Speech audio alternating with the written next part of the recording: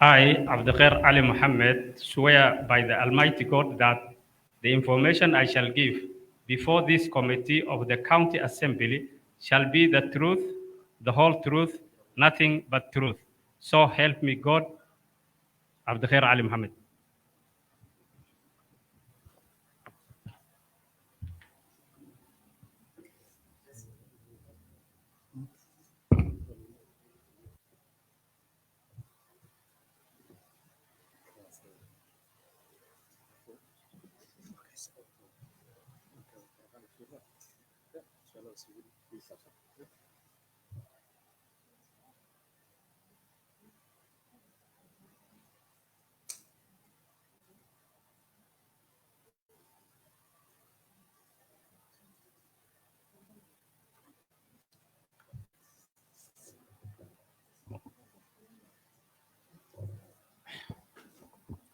Mr. Abdulghair,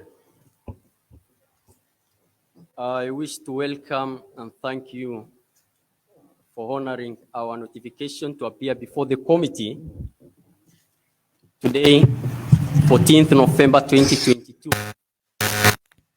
Before I officially raise the curtain for this interview session, I would like to open the meeting with a word of prayer. Honorable Salat.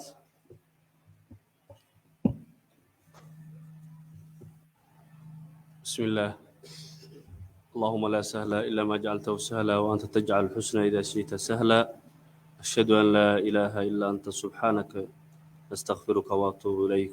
صلى الله وسلم على سيدنا محمد. Thank you, Honorable Salat. To start with introduction, I'm Honorable Abdirashid Mumin, the chairperson of the Committee of Education. Allow me, my members also to introduce themselves. Welcome, Mr. Ali. Abdulkhair. My name is Rashid Bilo Adan, Vice Chair of the Committee of Education. Thank you. Welcome. Thank you.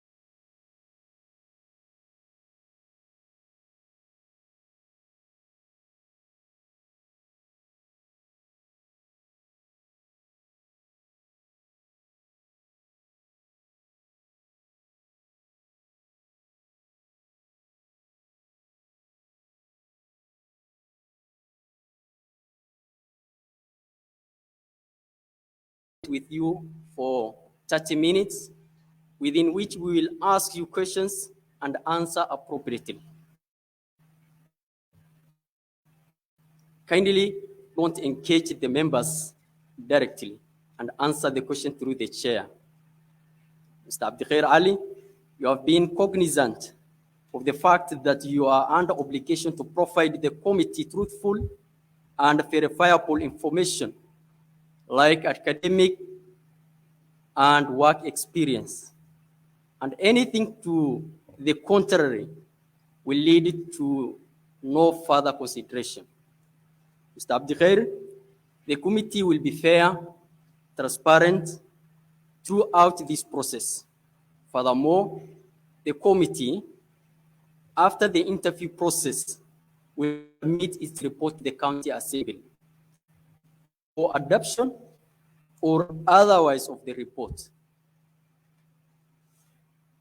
Now, the committee clerk will confirm your original document against your copies you have submitted previously. Thank you.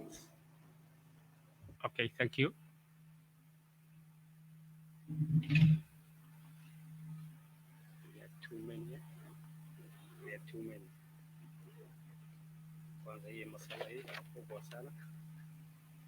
That is the first degree. I don't know. There are so many documents that I don't know. Maybe some have not been submitted there.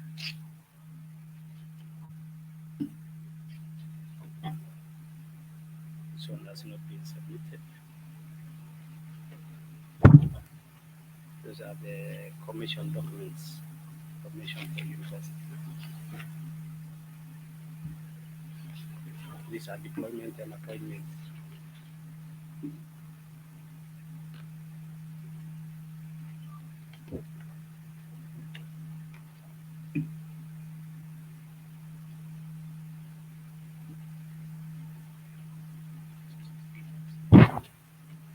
Academic. You need only the academic now. Okay.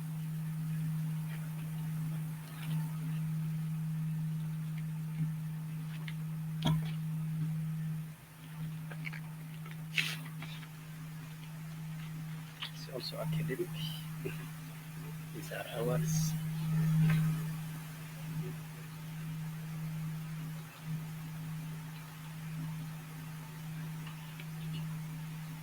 The one I gave you.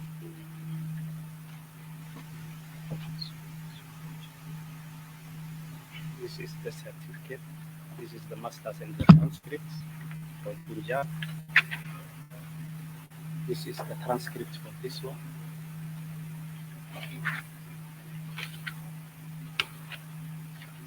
This is transcript for Kenyatta University.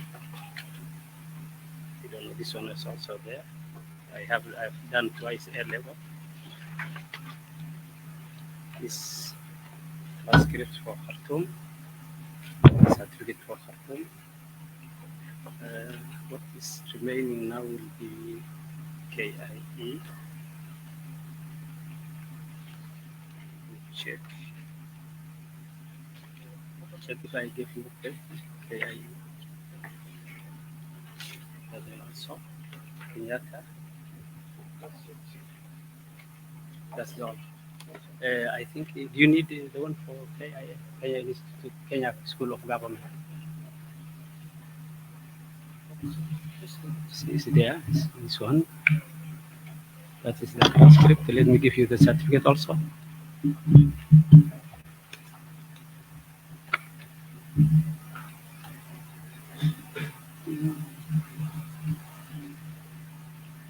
I will bring it, I see it. Okay.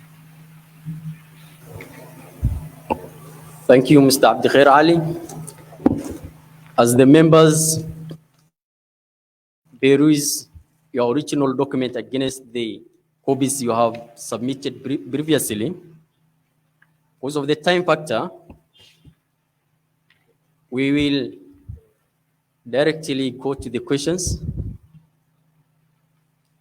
And my first question is, kindly tell us who is Abdikhair Ali, your personal background, your academic, professional, and as well as your work experience. Thank you. Bismillahirrahmanirrahim. Abdikhair Ali Muhammad. I was born in 1961 in Wajir County, or now that was Wajir District in Butte. I started my early schooling at Ajawa Primary School up to class 5, then transferred to Buna, PPE at Buna Primary School.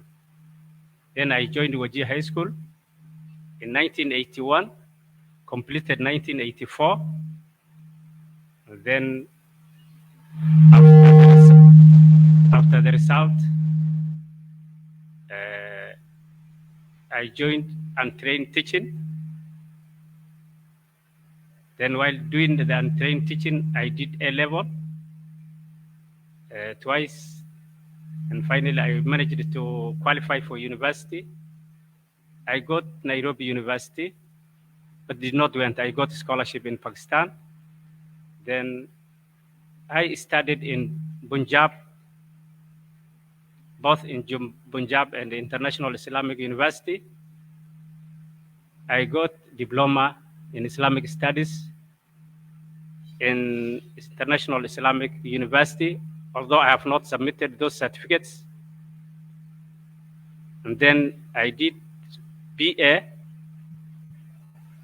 in Punjab University, completed 1991, then continued with my education in Pakistan, and then completed Masters of Arts in Islamic Studies in Punjab University in 1994.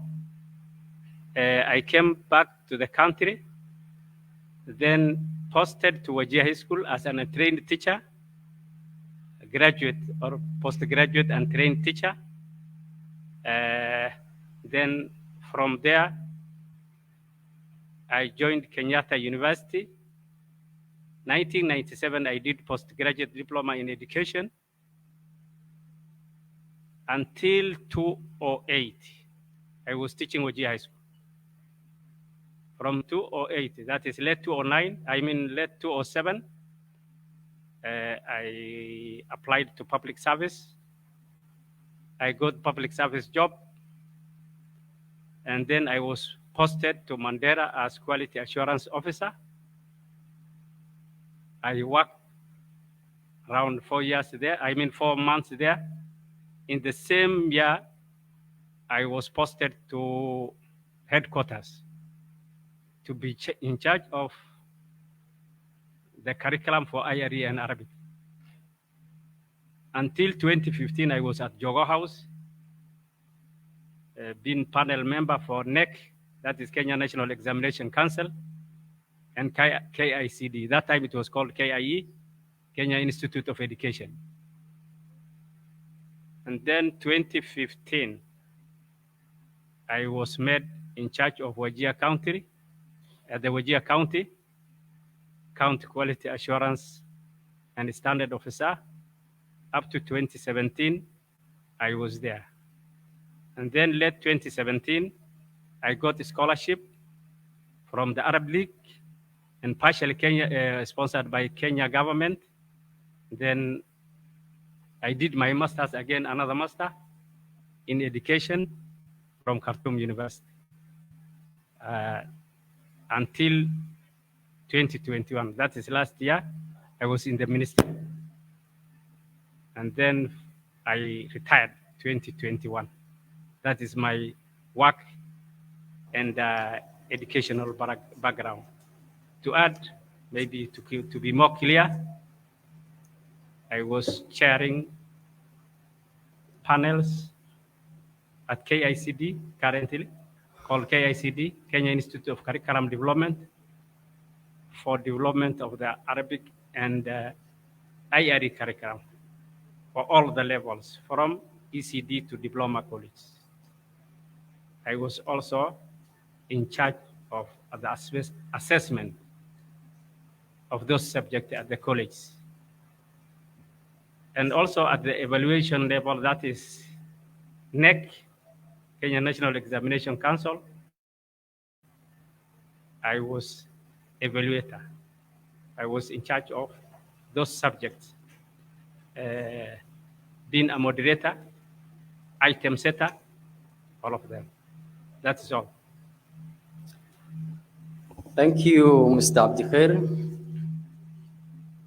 for your well-articulated, informative presentation.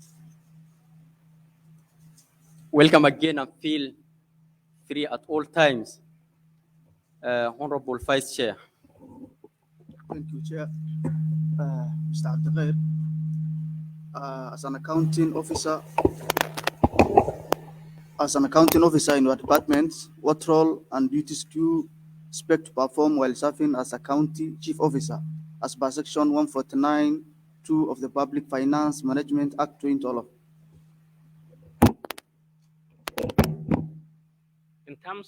In terms of financial management, there are regulations and rules laid by the government that I have to follow. I have to be transparent in my dealing. I have to be honest. I have to be trustworthy. I have to deal in executing my duties honestly, diligently, and accurately. For example, there are sometimes in government offices, people award maybe supplies or contracts, whatever, or in government regulations, procurement regulations, you are not supposed to commit unless there is fund for that. So that is all about maybe dealings, financial dealings. That is honestly and transparent and trustworthiness and accurately. Yeah, if there is work to be done, that work to have a budget, and the people, and I have supposed to act according to the budget.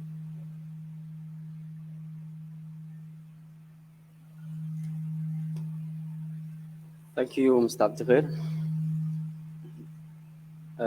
Honorable Majority Leader. Wa alaikum salam.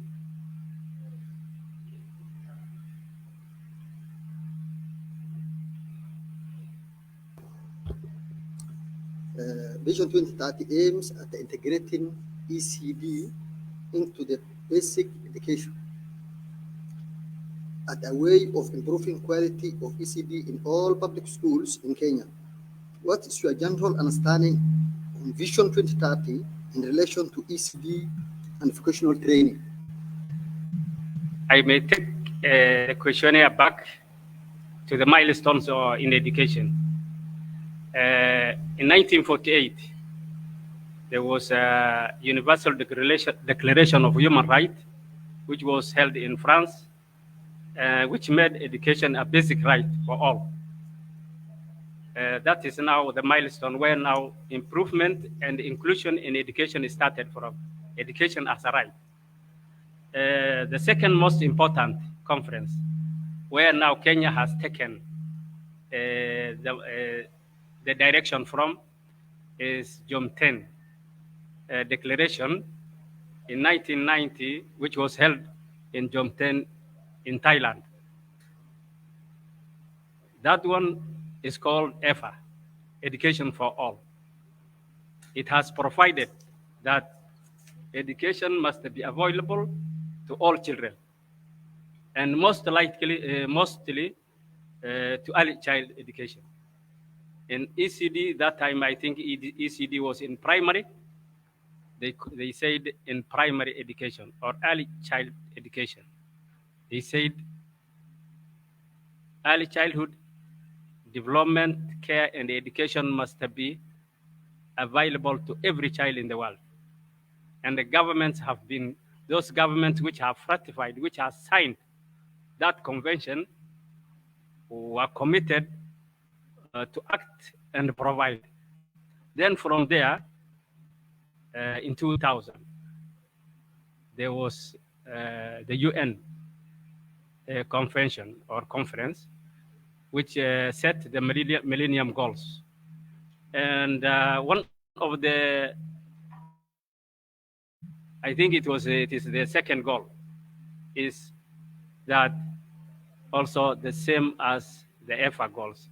Education must be made available to all children. That is the Millennium Goals, number 2.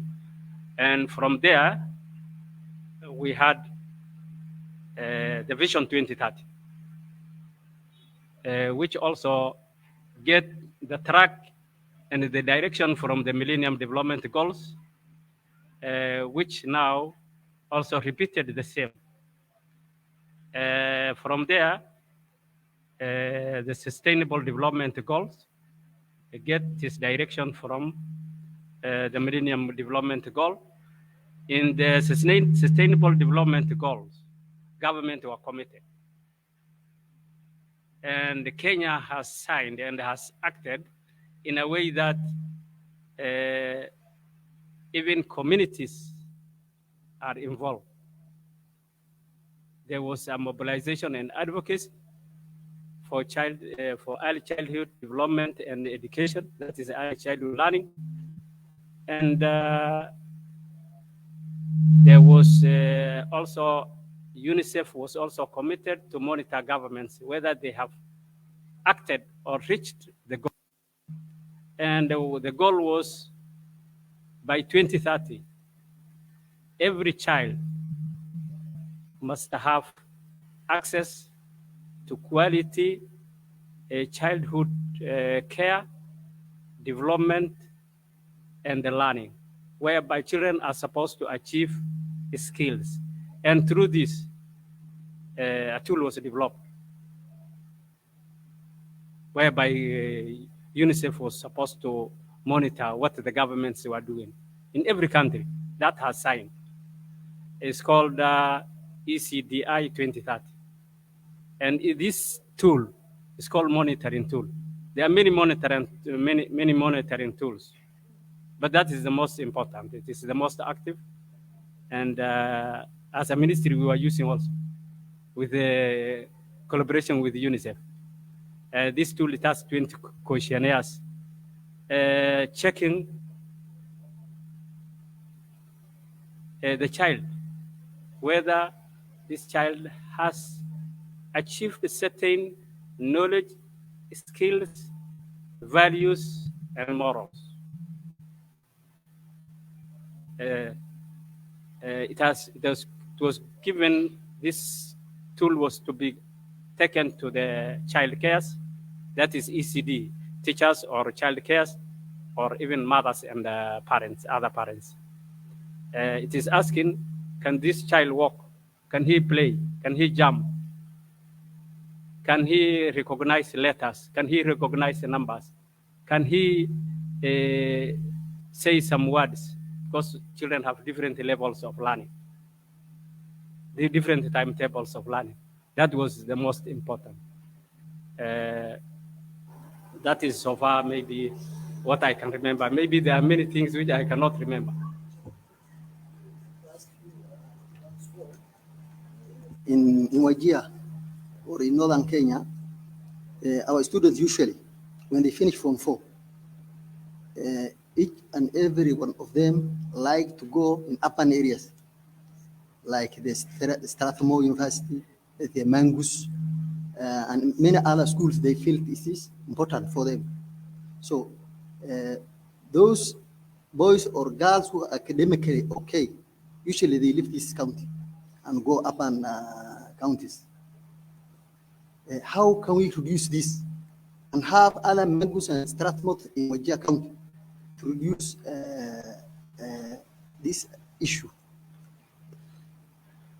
That's a challenging question. It has a challenge, not only to us, but also it's a national challenge. It is called brain drain. Even the best performers from the national schools, after completing national schools, they are not. They don't stay in these countries. Maybe the best LA O-level students or KCSE students, they are taken by other countries. Some are in America, some are in Australia. That is also brain drain. That is affecting our country. And also, it is also the same trend. Our people feel, or our younger people feel, that the other parts of Kenya is better than us. Maybe they have also, they get this picture from our performance at the local. Maybe our schools are not performing.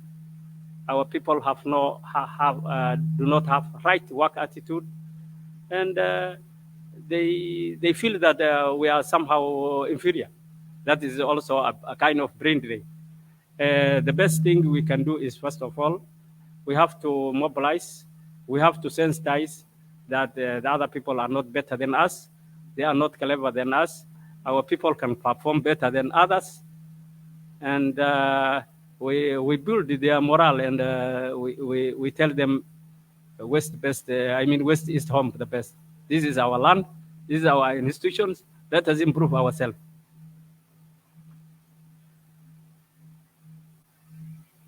Thank you, Mr. Nominee. Honorable Umar.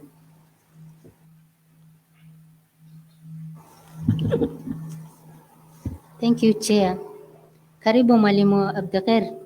My question is, what relates to the portfolio you are being vetted for that you think makes you suitable for this particular job you are being nominated for, and highlight some of the key achievements you have attained before?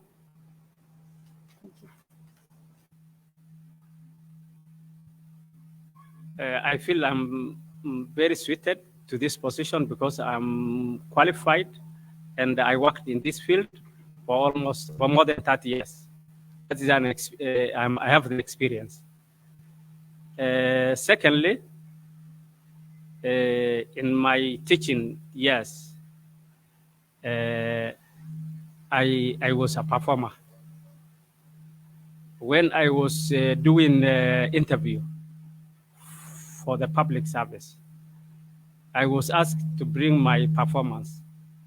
And then I brought analysis of my two subjects. It was, they were Arabic and IRE. And all of them were showing A-.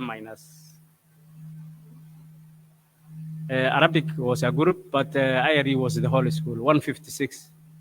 And then they told me this is not true. I told them, ask the principal. And then they told me, if this is true, you don't need to be asking any question. And then I was asked only 3 questions, then I left. That's the way I was taken to public service. Still, I have that capacity. Still, I have that talent, those skills. And I think given the chance, I will make an improvement in the area, in the department.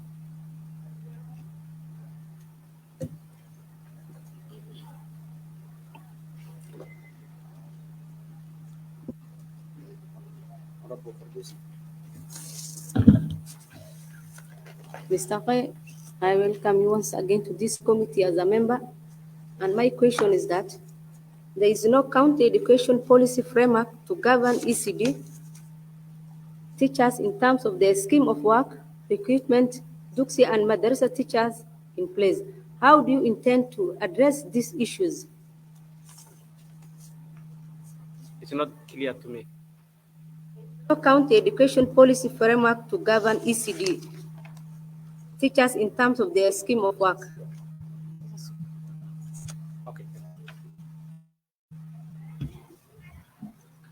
Okay, taking the charge,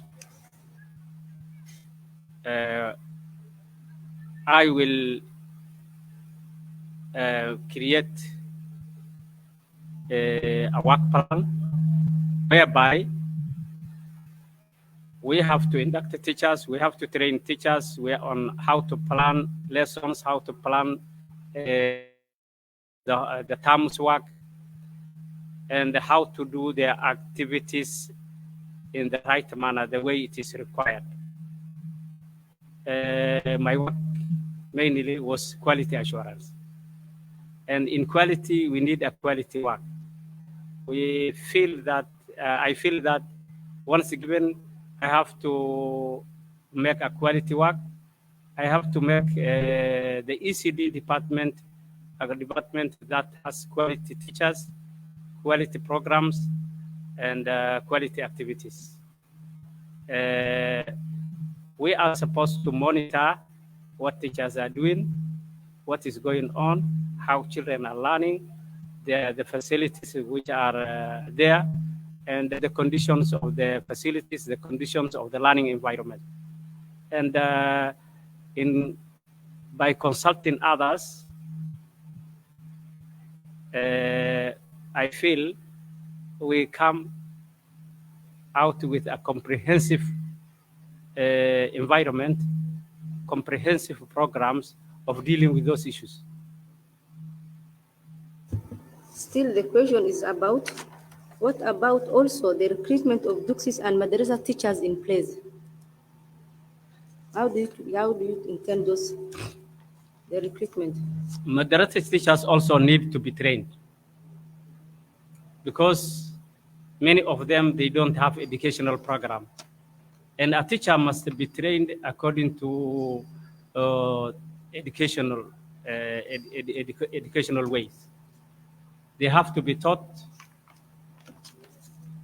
early childhood development, components of early childhood development, how to relate with children, how to relate with the environment, how to relate with the parents, how to relate with the public,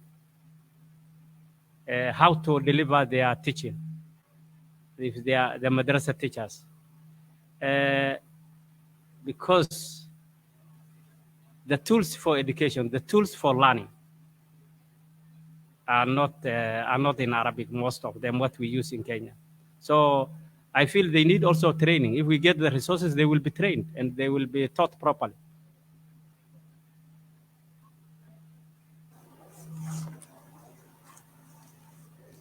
Thank you.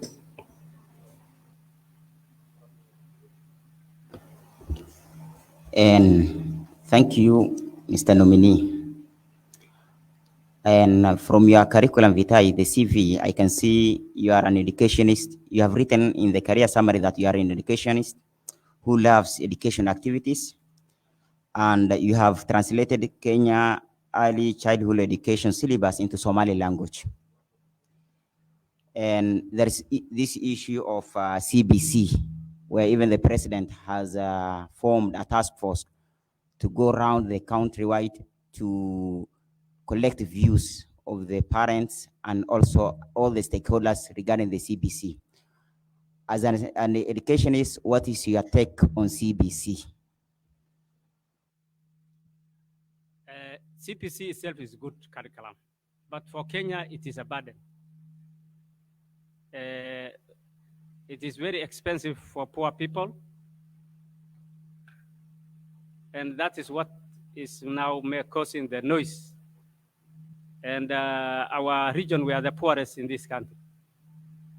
So the only problem it has is expensive, and also it has a wide load. I think CPC will have been the best from class 7 onwards, because CPC is a skilled person. I was a trainer for CPC. I was also evaluator of the books for CPC in 2017. I was there in Mombasa. So I know the components. But in terms of skills and talent development, in terms of moral and social development, CPC is good. But now the question is, are we comfortable with it? That is the challenge. The other thing about you have talked about is about the translation or the development of ECD curriculum into Kiswahili. Yes, it's there. I have it.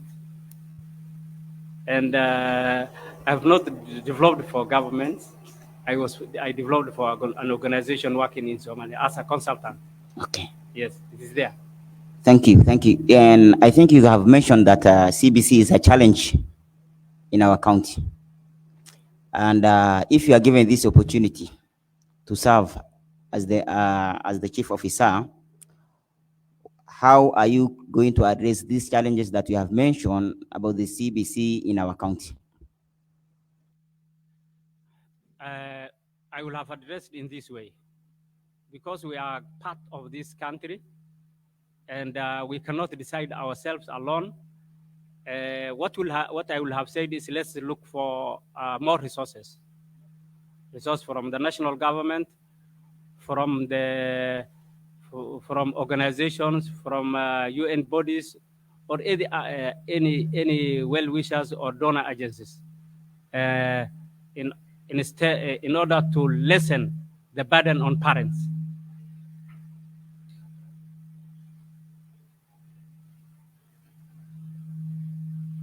Thank you. Thank you, Honorable Member Yusuf. Thank you, Mr. Chair. Mwalimu, my question will be based on our powers as Mr. Chair. My question will be based on our powers as Education Committee and the County Assembly. My question is, a County Assembly and its committees have powers as that of the High Court to summon any person to appear before it for the purpose of giving evidence or compel the production of documents. If approved, you may be invited to appear before the committee to shed light on operational and financial management in your department. What will be your relationship with the committee and the assembly in general? The assembly in general and the committee, my relation is work relation. We are brought here by work, and our relation will be the best way we can work together. And in order to produce results. And our relation will be based on honesty, transparency, trustworthiness. I don't know if I have understood in a different angle. If you may repeat to make it more clear. Thank you, Mr. Abdikhair. Actually, the answer is expected from the question is the way you answer it. That's enough, I think. Thank you. Honorable Salat.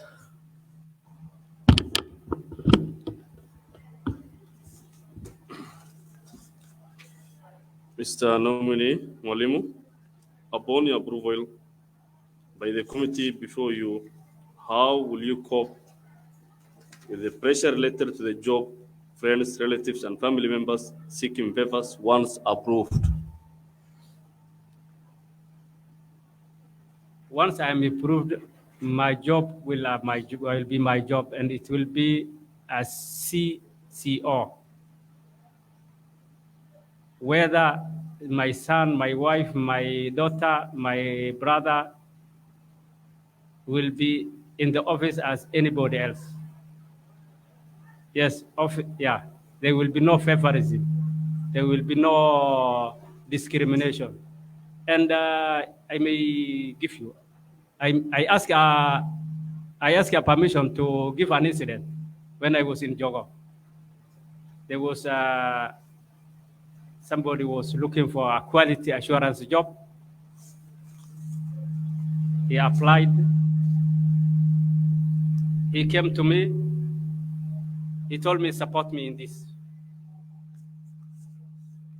Because you are the only Somali today in this department. And then I told him, yes, I will do it. Then a close relative, a cousin of mine later on came. He applied. He told me, support me. I say, no way. Somebody else, another person, another Muslim came before you. It became a family issue. I was taken to family court when I gave to the other person who preceded. So yeah, that is my stand always. Thank you, Mwalimu, and I'm contented. Thank you. Thank you, Mr. Nominee. A question to you. Kindly explain to the committee what is your net worth in a breakdown manner. Thank you. My net worth, maybe in terms of maybe capital, I may not have cash. It's 15M. I have a vehicle, a house, maybe a shamba. Then if we add together, if I add together, I can say this is the value of those things. Yeah. Thank you, Mr. Nominee. Is there any member who have a question? Thank you. Mr. Abdgher, Yes, sir. what is your comment in 2 minute times, please? What is your comment? We are about to close the session. What is your comment about in 2 minute time? In 2 minute time. comments about, first of all, I thank you. I thank all the members, again, I thank the way you have accommodated me, the friendly faces you have shown me, and the professional questions you have asked me. I was not expecting this. Maybe I was expecting harsher questions or harsher faces. I say thank you very much. I don't have much other comments. And I promise the committee that given the chance, if you approve, you will see the product. Inshallah, you will see a good product. Inshallah. Thank you very much. Thank you, Mr. Abdgher. I wish you good luck and you can live at your own pleasure. Thank you. Okay, thank you very much. I thank all, and my prayers are with you.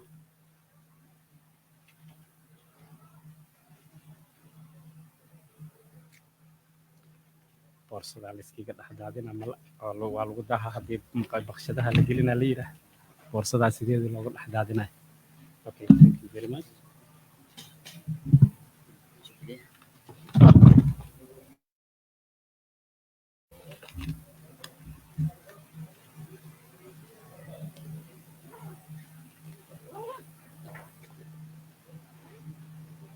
Okay, thank you.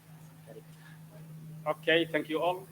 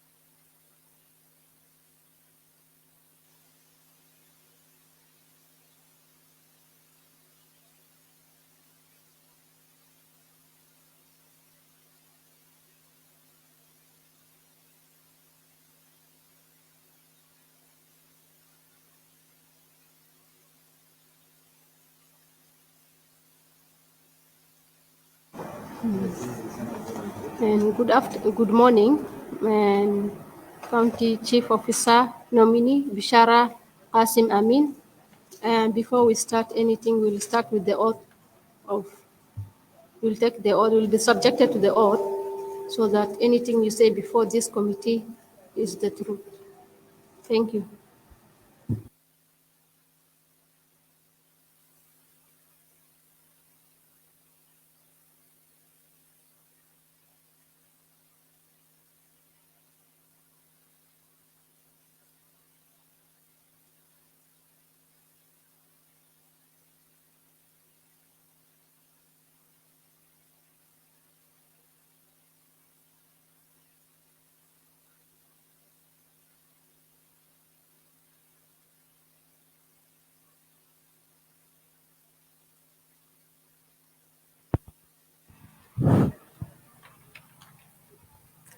I, Bishara Kasim Amin, swear by the Almighty God that the information I shall give before this committee of the County Assembly,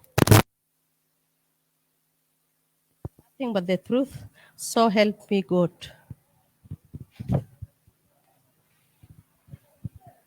Thank you. And we will request our able honorable clerk to lead us in prayers.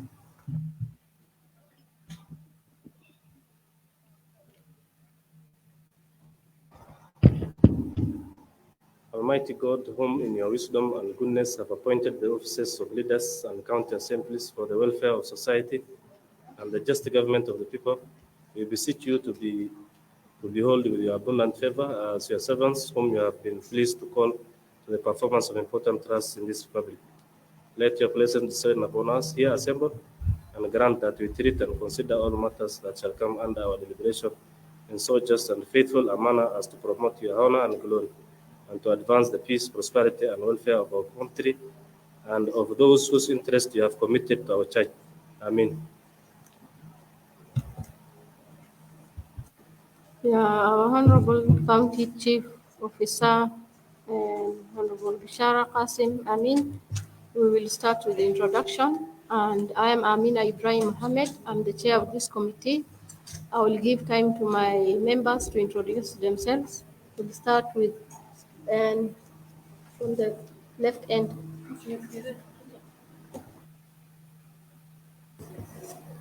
My names are Juan Ferdous Abdullahi Muhammad, a member to this committee. Assalamu alaikum. My name is Mariam Abdi Mahmoud, the vice chair of this committee.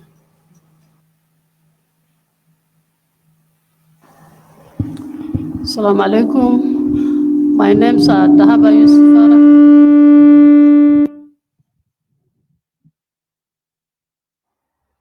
My name is Dahaba Yusuf Farah, a member of this committee. Assalamu alaikum. I'm Rashid, member to this committee.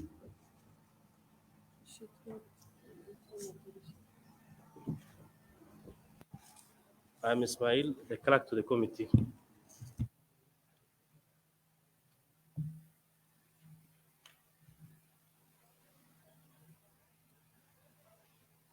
Yeah, and this is a committee of the County Assembly constitutionally vested with authority to conduct confirmation hearings to establish the suitability of your nomination by His Excellency the Governor of Wajir as the Chief Officer for Gender and Women Empowerment. We will conduct an engagement with you for 30 minutes, within which we will ask you questions and you answer appropriately. Kindly don't engage the members directly and answer the questions through the chair. The committee clerk will confirm the original documents against the copies you have submitted previously. Welcome again and feel protected at all times. Thank you.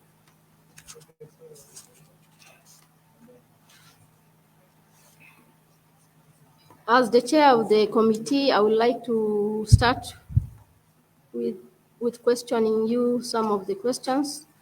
And kindly, I would like you to introduce yourself to the committee and tell us more about your personal background, academic qualifications, and work experience, and what motivated you to apply for this position?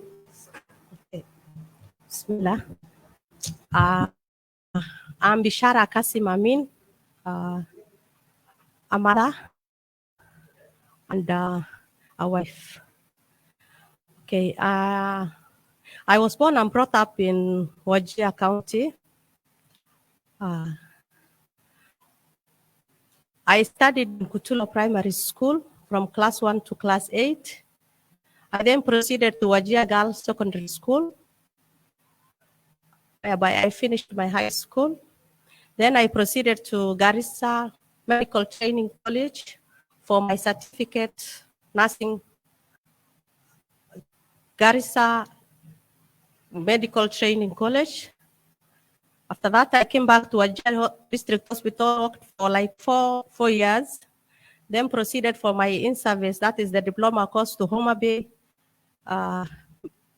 Medical Training College, whereby I worked in Wajir District Hospital as a maternity in charge for about 6 years. I worked in the County District Hospital for 10 years, then proceeded to the National Hospital Insurance Fund. I joined it as a quality assurance officer and worked for 6 years, whereby I was assessing and accrediting hospitals all over Kenya and paying claims and controlling fraud for the National Hospital Insurance Fund. Currently, for the last 4 years, I am a case manager. We are a team of 14. I am among the case managers who approve all the admissions, the surgical cases, the inpatient and the outpatient for the National Hospital Insurance Fund in the entire country. Yes, that is Bishara. I have a work experience of 22 years, 10 years for the Ministry of Health as a nurse in Wajir District Hospital, and 12 years as a quality assurance officer and a case manager in the National Hospital Insurance Fund.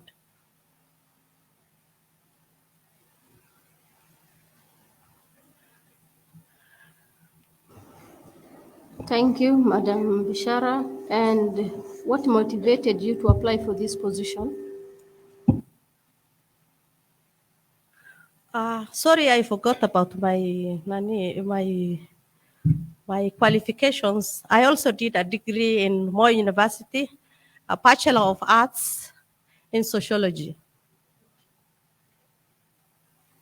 And I'm currently pursuing master's degree, which is, I've started the admission. Yes. What motivated me is I was born and brought up in Wajir. I have the know-how. I have worked for the public service for 22 years, and I felt I served other counties. I felt I can serve my home county, Wajir, most of the women and the vulnerable. And I'm also capable of the post. And also it will be a career development for me. Yes. Thank you. And my next question is, can you kindly explain to your committee your credentials, but you have already explained, and Yes. what do you think makes you stand out among the many candidates being interviewed by the County Public Service Board? Okay, I stood out because I am a long-serving civil servant, a career woman who served this country for 22 years, and also my education background. I was a nurse, enrolled community health nurse who was working with the community, then a registered nurse who was working in a maternity who was basically attached to women and children, and also a quality assurance officer in the National Fund. The number of years I served and the qualifications that I have. Thank you. Now we'll proceed to the members, those who will have a question, kindly. Honorable Fardosa.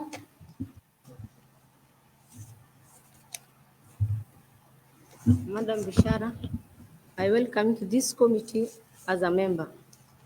And my question goes, as the CCO in charge of gender and women empowerment, if approved, how will you spread awareness on gender equality as an individual if given the chance to serve this docket? Okay, creating awareness. Most of our mothers, women, are not aware of this department. They don't know there is a department called Women Empowerment, whereby they can take advantage and being empowered. I will create awareness by creating awareness by talking to the people over the local radios, the languages they understand, that there is existence of an office specifically for women and the disadvantaged. Yes. I will also have gatekeepers in every community that will be responsible of explaining the existence of the office so that the mothers and the disadvantaged people can take advantage over it. Yes, there is also, I will also allocate resources, God willing, once I am appointed. That one will make the office and the department feasible so that all mothers will be aware of it. Also, I will take part in the education of girl child education. Yes. Once you empower a girl, of course, she will have an impact to the society. The other one is our ladies, women are left behind in every field, that is political, social. Once the office is created and there is a lot of awareness, a lot of resource allocation, a lot of funding, a lot of women groups, they will come out clear and they will know their part in the society. They will know where they are in that society. Yes. Thank you, Madam Bishara. Thank you. I'm contented. All the best. Okay, thank you. Thank you. Any other member? Honorable Dahaba, proceed.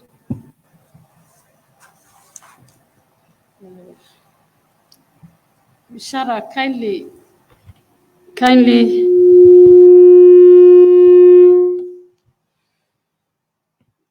provide a specific individual case study in your career where you enabled the empowerment of women in your previous area of work. Okay, in my previous experience of work, I was working as a community health nurse where I was attached to mothers, the disadvantaged mothers, children with malnutrition. I used to give health talks. I used to do community visits. Women living with HIV/AIDS, we used to talk to them. Yes, I used to interact with the community, and I was in touch with the women and people living with disability, people living with HIV/AIDS. Yes, and currently, as I am working with NHIF, there is a program that we do that is called Linda Mama Initiative, whereby we usually deal with pregnant mothers who cannot afford paying for themselves the NHIF cover. So there is that cover, the Linda Papa Mama program, whereby we handle mothers, start from the pregnancy up to 1 year after delivery. And I hope that initiative can be started in our county too. There is also the Health Initiative Subsidy Program, the HISP, whereby we deal with the vulnerables and orphaned children. A committee in the Linda Mama and the HISP program. Yeah, in my current job.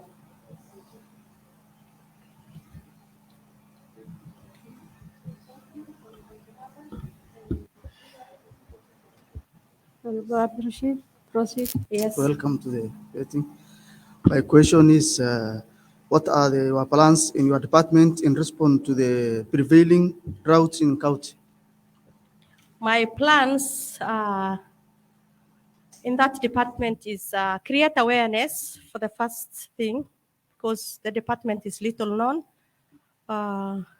Empower women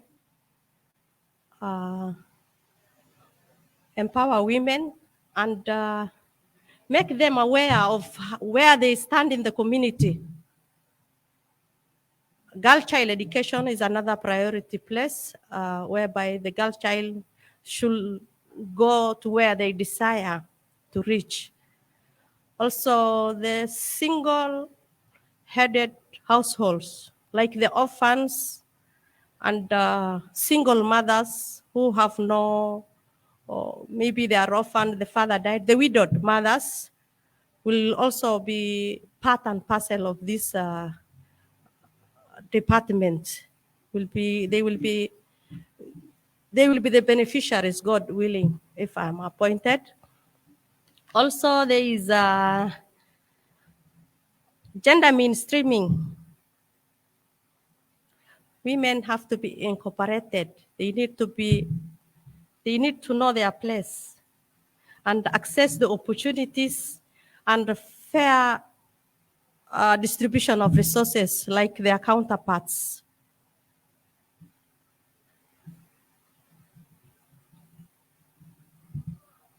They need also to access the opportunities that are there.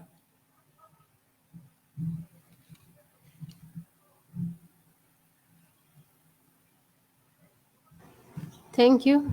Thank you. And Honorable Mariam, Vice Chair, proceed. Thank you, Chair. Karibu, Madam Bishara. My question is, what do you think is the most significant barrier for female empowerment? Okay, the barriers that we have is lack of education. Most of our mothers are non-educated. They have gone to school, others have not gone to school, others have left it halfway. So I can say education is a barrier. The other one is resources. Our mothers are not directly involved, or they are not given any shares in, or they are not decision makers in resource distributions in the county. The other one is culture, our culture. Our culture is we are a patriarchal society whereby we believe that men are always right. As women, we say everything men, then ladies last. So I can say it is resource culture. And another one is lack of awareness, because we don't know our surroundings. Our mothers, they don't know our surroundings.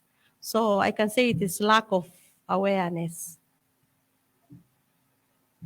And there is also that gender stereotype. Women cannot do this. A mother cannot do this.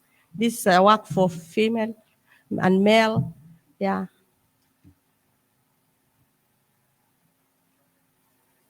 Thank you. Thank you, Madam Bishara. Thank you. I will request, if you have your originals, can you kindly submit them?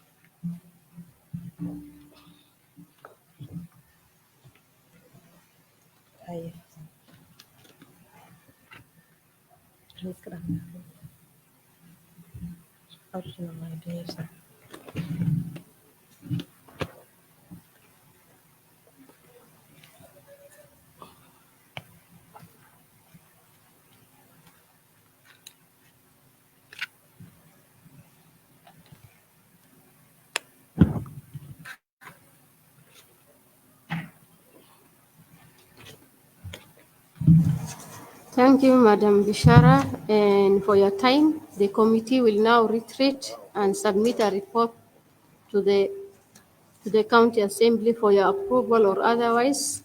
What is your final comment if you have? Final comment, I'm grateful to be called and vetted by this house. I'm thankful. Thank you.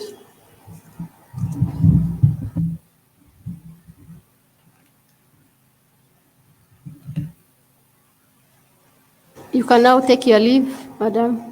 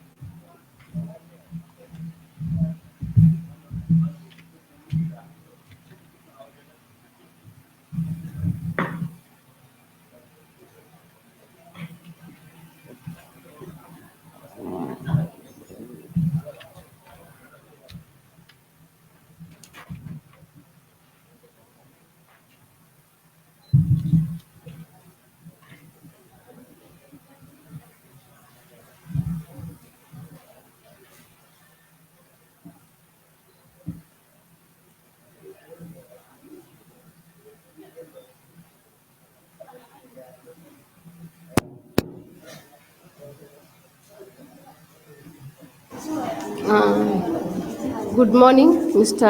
Osman Ahmed, our County Chief Officer, Culture, Social Welfare and Family Affairs. Will subject you to take oath.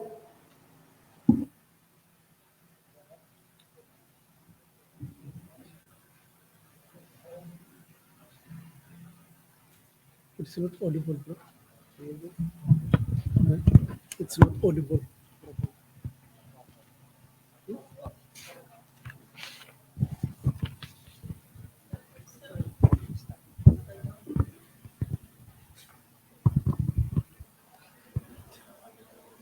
I, Osman Ahmed Abdi, swear by the Almighty God that the information I shall give before this committee of the County Assembly shall be the truth, the whole truth, nothing but the truth, so help me God.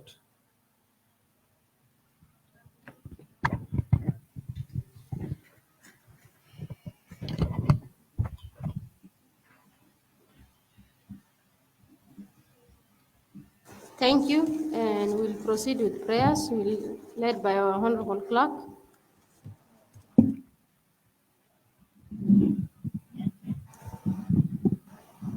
Almighty God, whom in your wisdom and goodness have appointed the offices of leaders and county assemblies for the welfare of society and the just government of the people, we beseech you to behold with your abundant favor as you are servants whom you have been pleased to call to the performance of important trust in this republic. Let your blessings descend upon us here assembled and grant that we treat and consider all matters that shall come under our deliberation in so just and faithful a manner as to promote your honor and glory and to advance the peace, prosperity, and welfare of our country and of those whose interests you have committed to our church. Amen. Yeah, thank you. And my name is Amina Ibrahim Mohammed. I'm the chair of this committee, and like my members to also introduce themselves. We'll start with the far end left. My able vice chair, Honorable.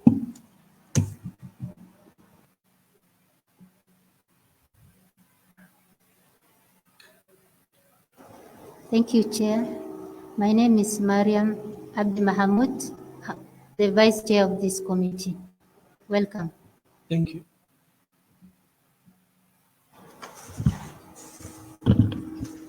My name is Firdaus Abdullahi, a member to this committee. My name is Adaba Yusuf Farah, a member of this committee. My name is Rashid Ulo Adan, a member to this committee. Ismail Mohammed, clerk to the committee. Thank you. And can you kindly circulate your originals to us?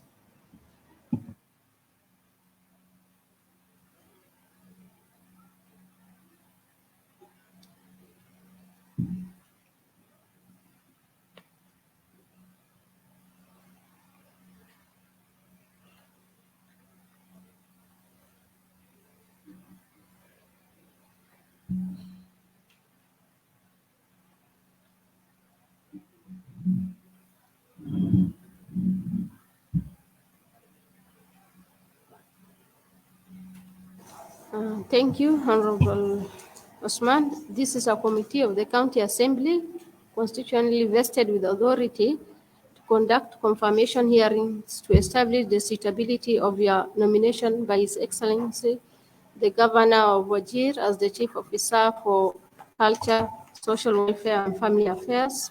We will conduct an engagement with you for 30 minutes, within which we will ask you questions and you answer appropriately. Kindly don't engage the members directly and answer the questions through the chair. The committee clerk will confirm with the original documents against the copies you have submitted previously. Welcome again and feel protected at all times.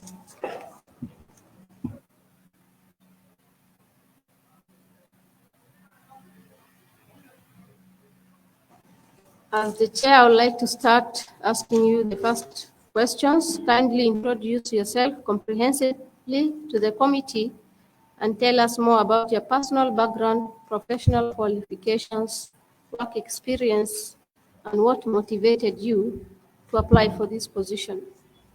Thank you, Madam Chair. My name is Osman Ahmed. For my background, I was born and bred in Hala sub-county. I was born and bred in Hala sub-county. I went to my primary school in Halas Primary School until class 6. Thereafter, I moved to Kodade and did my KCPE there in the year 2009. After that, I moved to Sambule Secondary School in the year 2010 and completed my KCSE in the year 2013 with a mean grade of C+. Thereafter, I moved to college to do an account. I started with ATC and did also my CPA in the year 2015 and the year 2016. Thereafter, I joined the Kenya College of Accountants University, KCA University, to pursue Bachelor of Commerce in Finance. Thereafter, I graduated in 2019, November.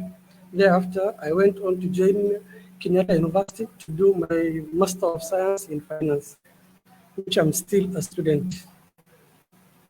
And for my work experience, I started working in the year 2016. That is my last semester in accounting, as an accountant in a petroleum company. I have worked there for like around 9 months as an accountant in a petroleum company, which I later changed to the banking industry. I joined First Community Bank in the year 2017, April 2017, as a customer service officer. I've served that position for 1 year and 1 month. Thereafter, I joined the business department as a business development officer for a 6-month period. Thereafter, elevated to a business development officer in charge of the bank financing book. I served there for another 6 months, which later was promoted to a relationship manager in charge of the business for one of the biggest branches of that bank. After serving for 8 months, I was moved to a completely different department as a finance analyst or credit analyst at the head office for a period of 7 months, which I have served. Thereafter, moved to as a branch manager in one of the Nairobi branches called Lunga Lunga, and I've served there for 1 year and 3 months, which I'm still serving to date. That is for my work experience. What has motivated me to apply for this job is, having been in the private sector for this period of time, I wanted to seek a new challenge in the public service, as well as also the opportunity to serve my people was great. And I wanted to serve the people. Thank you. And what do you think makes you suitable for this particular job that you are being vetted for? If you can be a bit audible, please. What makes you think that you are suitable for this particular job that you are being vetted for? Okay. First, I believe I'm suitable because I've got the technical skills. First, I believe I got the technical skills, and having the experience the banking industry, where I've interacted with almost every sector in this country, from the government to private sector to NGOs and other non-state actors. I believe I have accumulated the necessary experience to be successful in any challenging engagement. And I believe I'm well suited for this position. Thank you. And I want you to clarify your credentials read Osman Ahmed Abdi, while your master's slip read Abdi or Ahmed. Why is there a difference in that? That is an unofficial transcript. It's not my final certificate, and they're using the surname. That is the only thing that is mostly what happened, but it's not a final certificate. The final certificate will have my names in the right order. Thank you. Now, like my members, anybody who has a question? Honorable Mariam, my vice chair, proceed. Thank you, Chair. Usman, welcome. It's my pleasure knowing you. My question is, kindly tell this committee how you will determine beneficiaries of the marriage fund and what criteria will the department use to identify such beneficiaries so that funds are disbursed equitably and used for intended purposes across Wajir County without favorism and discrimination. Thank you. Thank you, Madam Chair, for this one. As far as I'm concerned, the marriage fund was approved by this House, but with a condition that this fund shall only be spent after the necessary legislation has been passed.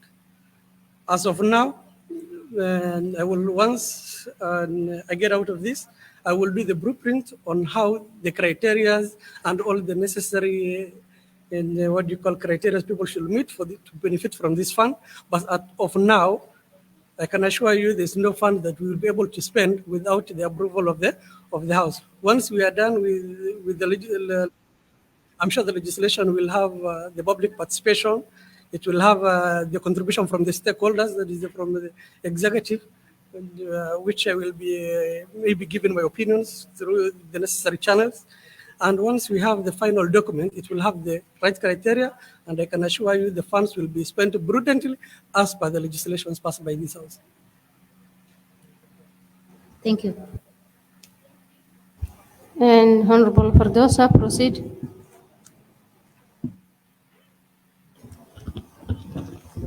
Mr. Osman, I welcome you once again to this committee as a member.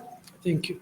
And my question is that family affairs is a new section in your department, and that is meant to help our youth to cater for their marriage expenses. How will you disperse funds to the beneficiaries without a legal framework and proper legislation from the county assembly, so that misrepresentation of the public funds should not arise? Thank you, Madam Chair. I believe that is still a complementary question that can support the previous one. As I said, for now, we don't have the legislation to guide us on how these funds will be spent. I cannot preempt that it's only for marriage expense. We have the marriage fund as is pronounced by the governor, but we still don't have the framework on how it will be spent. Whether it's only to support new weddings, whether it's also to support the fragile marriage institutions of marriage, or it's only for wedding expense. For that one, once the House has approved, we will utilize as guided by this House. But for now, unless there's a follow-up question on that. Yeah, the question is, this thing is new to their department, and it's something that all the people are now waiting eagerly. Yeah. So how will you capture it? As I said, once we get out of this, we will have a blueprint on how to support this family. I know I shall be the pioneer chief officer for this department, and it's a completely new concept. We still don't have the public participation. As I said, why I'm saying it's a complementary question is because you do not have the public participation. We do not have the contribution from all stakeholders. I may not be alone determine the exact usage. But once we collect the views from the public, we get the contribution from all the stakeholders, we will make a blueprint that will guide the department to ensure that no funds is lost, or even there will be no variance in that fund. Thank you, Mr. Osman. All the best. Thank you. Honorable Rashid. Thank you, Madam Chair. Mr. Usman, the question is, what is your plan in your department in response to the current prevailing drought in the county? Okay. And for this one, I can approach it from two perspectives. What we have already from the approved budget, in this case, is as per the disability fund, maybe to fast track the livelihood support for the people living with disability, and that's one thing, so that at least we can mitigate the effects of this drought. The other one is to partner. We have other complementary departments within the county government. We have the Department of Coordination of Humanitarian Affairs and Disaster Management. We will partner with them so that at least the vulnerable groups, people living with disability, are prioritized in these drought mitigation programs. So for me, I believe once I'm in office, I will be able to make sure we get all the support from the complementary departments. Thank you. Thank you, Honorable Dahaba.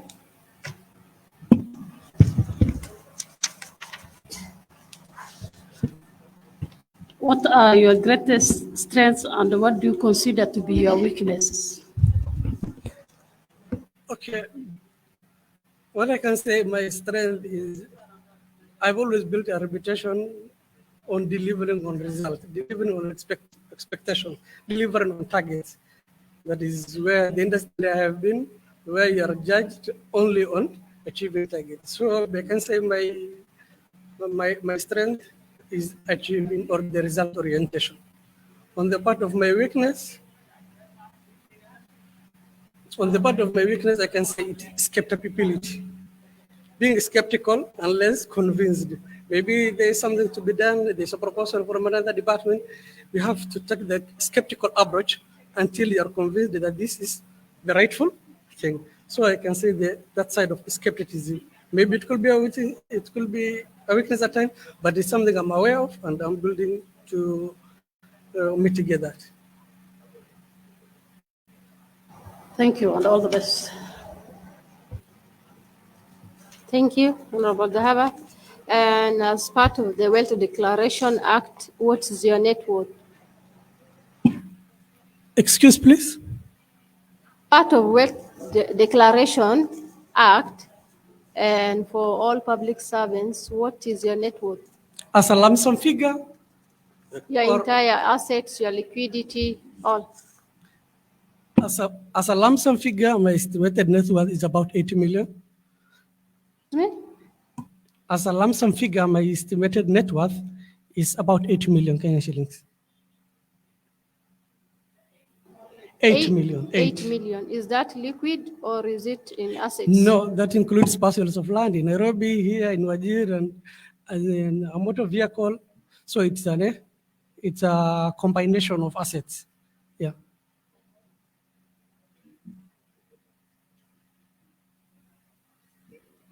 Thank you so much, and Mr. Osman, we wish you all the best. As the committee, we will now retreat and sit and submit a report to the House for your approval or otherwise. What is your final comment? Thank you, Madam Chair. I have no comment. It's an honor to be here before you, and I also wish you the best as you do your report. Take your leave. Thank you.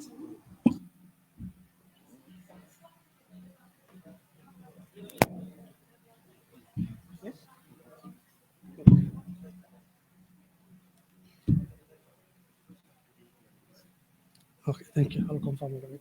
Thank you.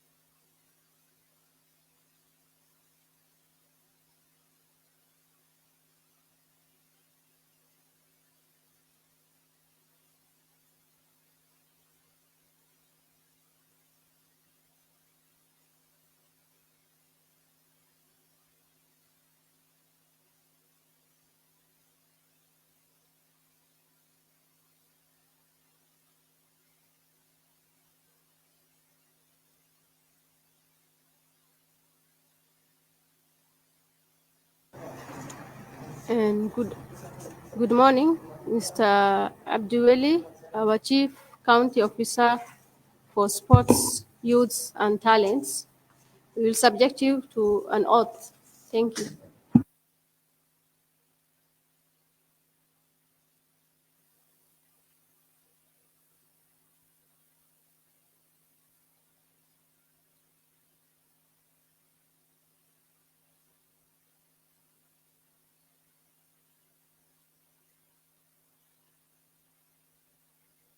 Swear by the Almighty God.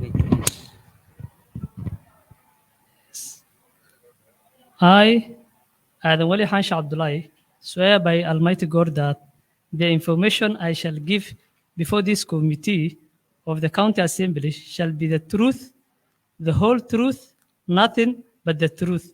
So help me God.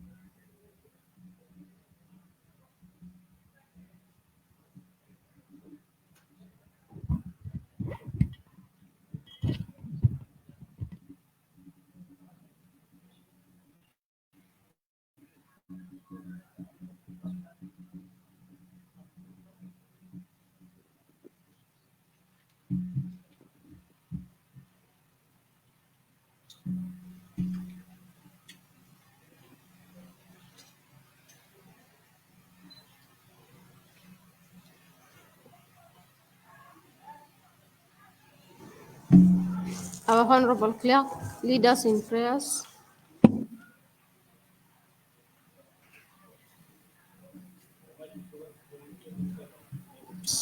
I have appointed the officers of leaders and county assemblies for the welfare of society and the just government of the people. We beseech you to behold with your abundant favor as your servants whom you have been pleased to call to the performance of important tasks in this republic. Let your blessings descend upon us here assembled and grant that we treat and consider all matters that shall come under our deliberation in so just and faithful a manner as to promote your honor and glory and to advance the peace, prosperity, and welfare of our country and of those whose interests you have committed to our church. Amen.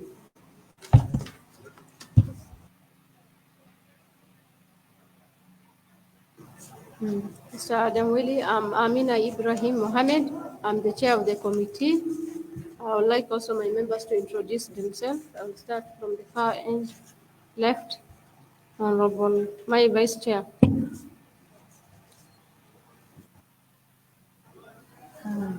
Assalamu alaikum. My name is Mariam Abdi Mahamoud, the vice chair of this committee. Welcome.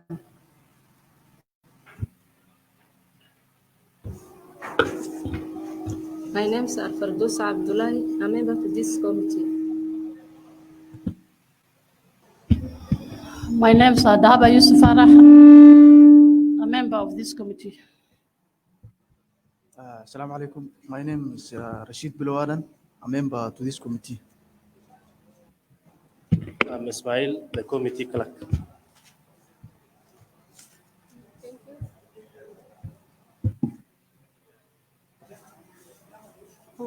This is a committee of the County Assembly constitutionally vested with authority to conduct confirmation hearings to establish the suitability of your nomination by His Excellency the Governor of Wajir as the Chief Officer for Sports, Youth and Talent. We will conduct an engagement with you for 30 minutes, within which we will ask you questions and you answer appropriately. Kindly don't engage the members directly and answer the question through the chair. The committee clerk will confirm your original documents against the copies you have submitted previously. Welcome again and feel protected at all times. Do you have your originals with you? Yes, I have. Kindly submit, forward it.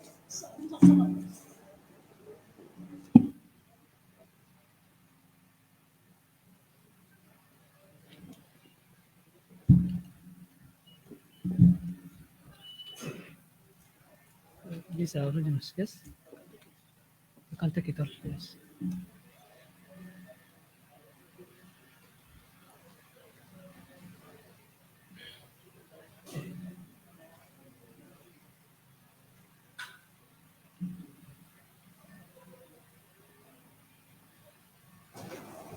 Mr. Adam Welly, kindly introduce yourself to the committee and tell us more about your background, academic qualifications, and your work experience, and what motivated you to apply for this position.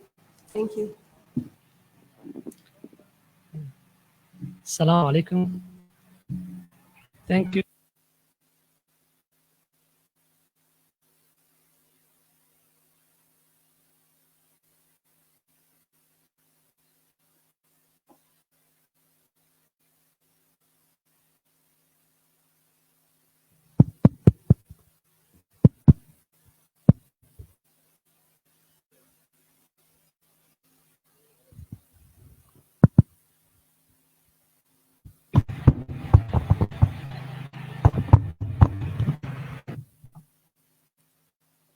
Assalamu alaikum once again. Thank you for giving me this opportunity. My name is Wali Hansha Abdullahi, a public health by profession. I born and grew up in Wajir County. I started my primary level in Sarif Primary School. I started my secondary level in County High School in Garissa County, where I attained a mean grade of B+. I hold a Bachelor of Science Environmental Health, graduated from Kenyatta University. Currently pursuing Masters of Public Health, Epidemiology and Disease Control from Kenyatta University. I also did and completed short courses like Research Method Certificate course offered by Cambridge Bioethics Training Initiatives, which was virtual.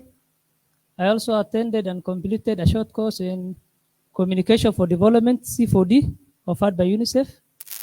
I also did a short course in Public Health Emergency and Operation and COVID-19 Management, online course. I also did a short course in Leadership and Management in Health, offered by University of Washington, online. I also did a certificate course in Computer Studies in Zeta College. Regarding my work experience, I worked both private and public sector.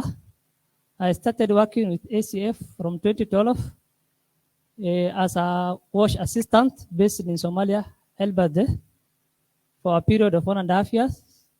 Later on, worked as a water sanitation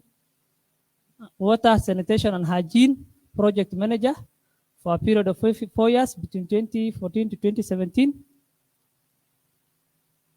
where I spearheaded all WASH activities and all WASH programs by formulating WASH policies, budgeting WASH activities, and developing and coaching staffs and all that. In 2018, I joined Garissa County as a public health officer from 2019 to around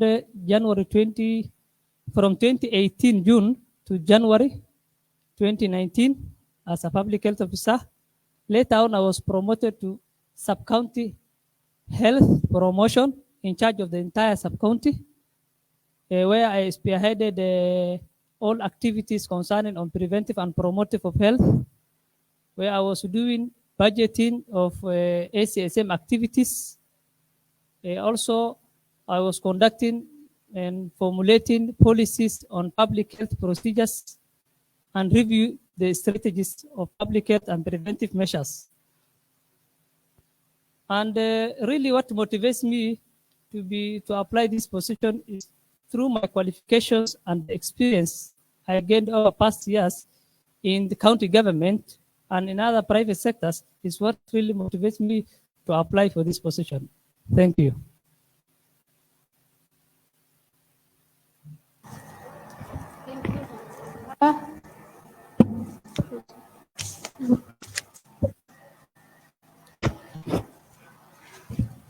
What do you think makes you suitable for this particular job you are being nominated for, and highlight some of the key achievements you have attained before that relates to the portfolio you are being vetted for?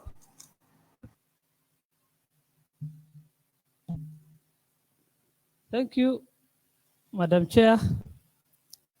Let me take this opportunity to tell the panel what makes me suitable for this position.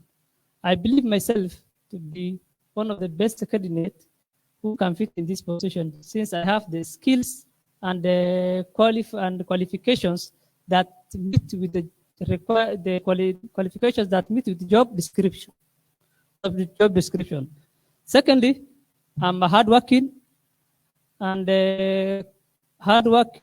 also a quick learner profession who really have heart in progressing his career and his life. Thirdly, I'm also a team player who is capable of working together as a team and deliver all roles according to me as a team and with the stipulated time required. On the key achievements, one, I trained youth. Capacity building and training of youth is one of my key achievements when working in different sectors, especially training of youth in terms of educating them on drug abuse, educating them on sexual transmitted infections like HIV/AIDS, educating them on gender-based violence, the effect of FGM, and also mental health illnesses, which really affect our youth today. The other achievement is to promote physical health activities within youth, and especially those who are school-going children, on where interact with them with physical activities, physical exercises such as playing volleyballs, footballs, athletes, and jumping, which really impacts more on their health, on both physical and mental health. Thank you. And any other member? Honorable Vice Chair. Thank you, Chair. Welcome, Abdiweli. And my question is, this committee is well informed that you are a public health officer working in the county government of Garissa. And here you are being vetted as the chief officer in the Department of Youth, Sports and Talents. Kindly elaborate to the committee how your work experience and educational qualification is relevant to this position you are being vetted for. Thank you. Thank you, Madam Chair. Let me take this opportunity to answer the question briefly. Regarding my work experience, I provide technical support on technical advice on preventive and promotive health services within our community.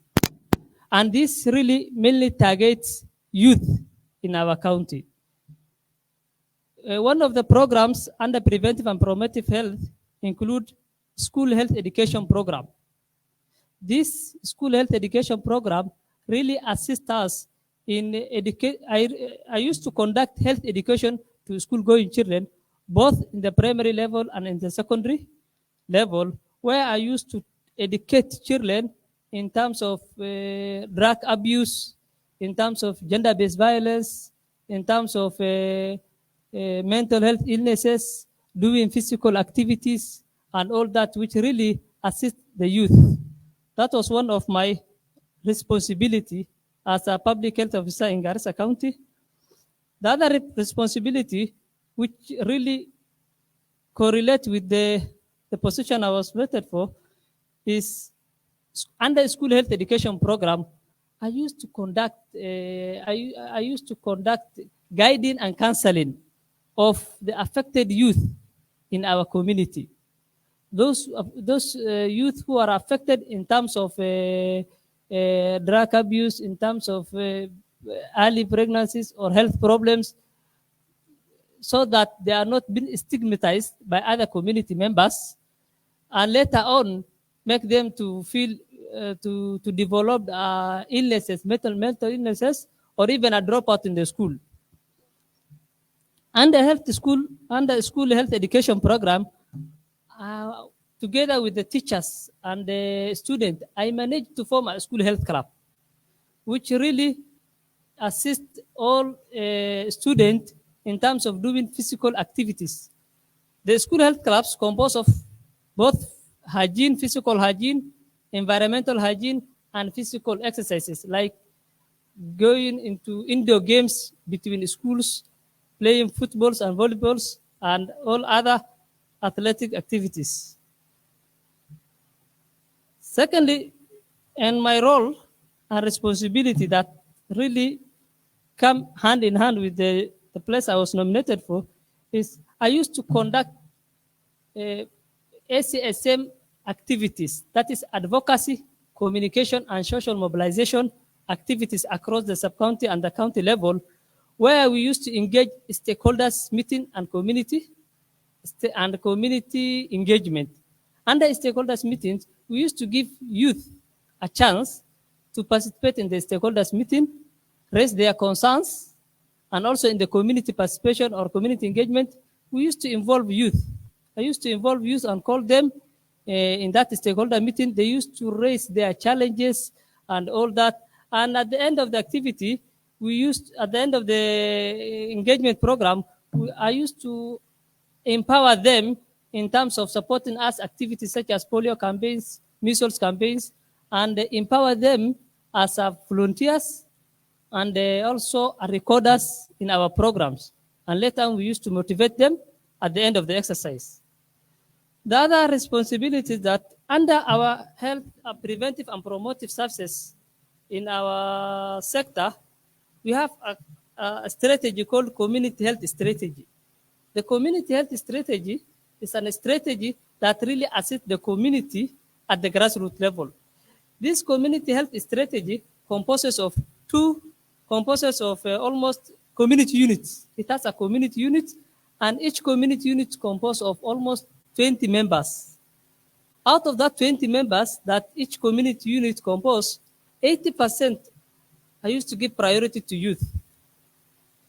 So that 80% youth and the rest disabilities and women, we used to empower them. Then out of that 80% youth, I used to give them capacity building and training in terms of all aspects of health that really affect the community, our community at large, and also that affect youth.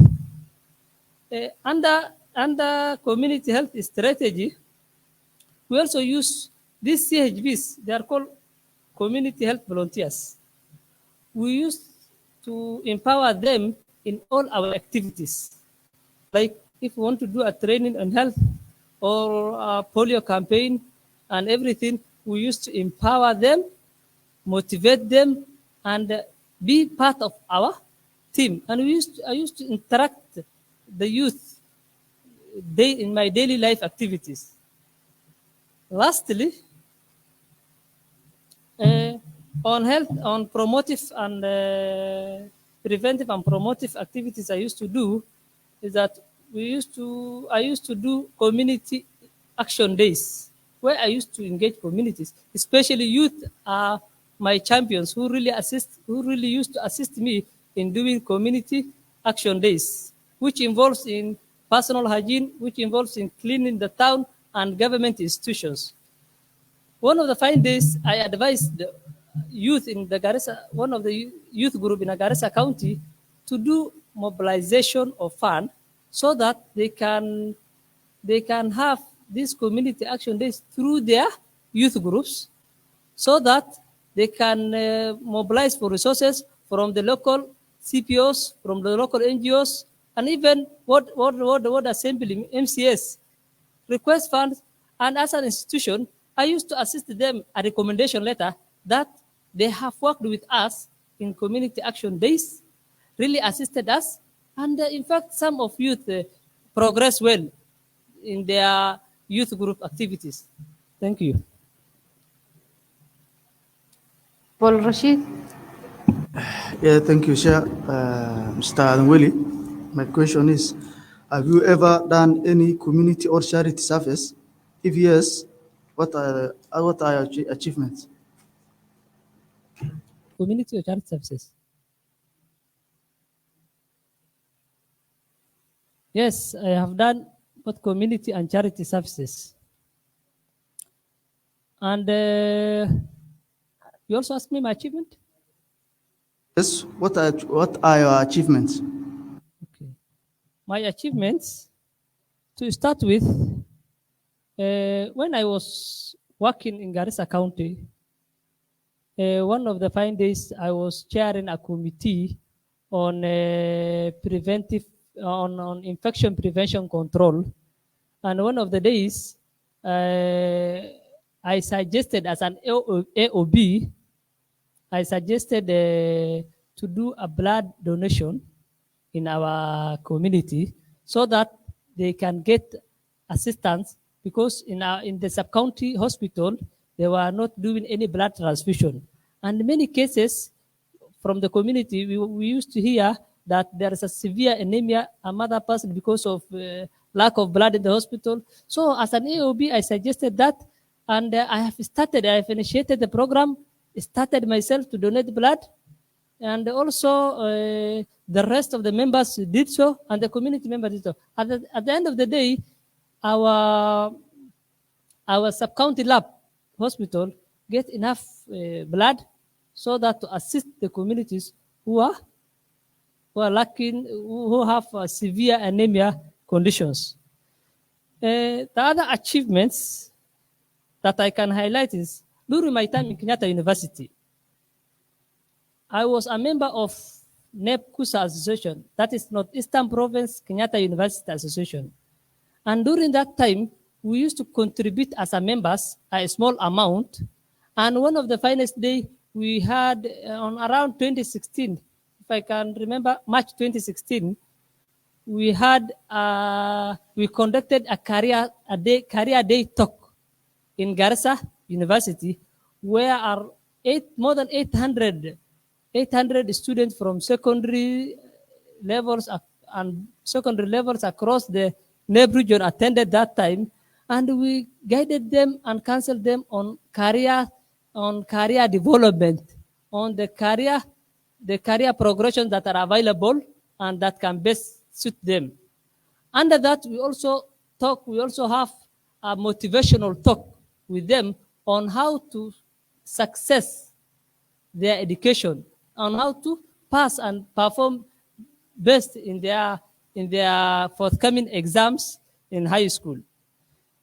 On my achievement on charity services, I also spearheaded a contribution forums in our local WhatsApp forums that really a fund drive that really assist our community members, those who are sick, a fund drive, a charity, although it's not good to tell, but for the matter of clarification, a fund drive that really assists our youth, our community who are sick in the hospital. And also, we also do a fund drive in distribution of desk to one of my rural school in Surrey Primary School. Lastly, on 2017, I also participated a charity in the Walk of Hope that started from Garissa to Mandera, where youth from this NEP region came together and initiated a program called Walk of Hope. That by then I was not participated in the work, but through charity, I was one of the people who supported the Walk of Hope from Garissa to Mandera. And the main aspect of this Walk of Hope was to unite the Somali communities, to make aware the community on security challenges, to also make our communities on self-reliance. Thank you. Thank you, Honorable Fardosa. Mr. Aden, I welcome you once again to this committee as a member. And my question goes down.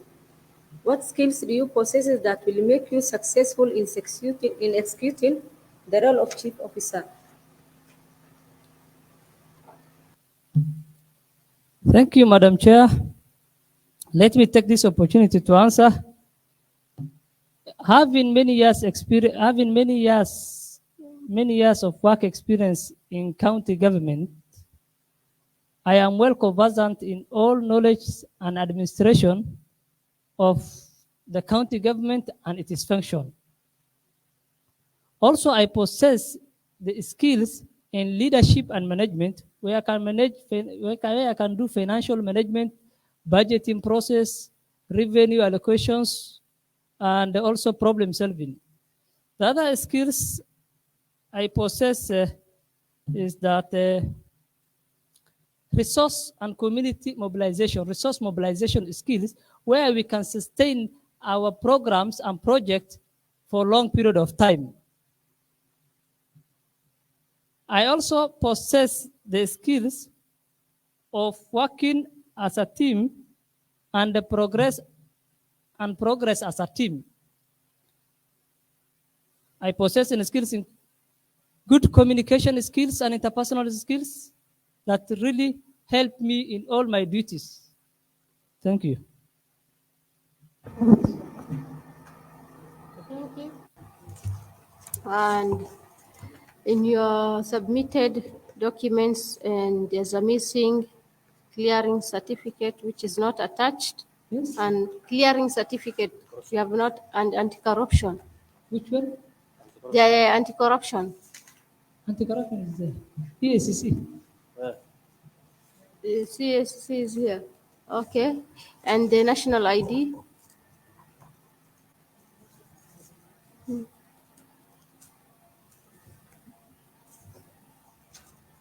No, it's okay. It's here. Yes. Yeah, then you can have a seat. The anti-corruption, yeah. Thank you. Yeah, you can have your seat. Sorry for that.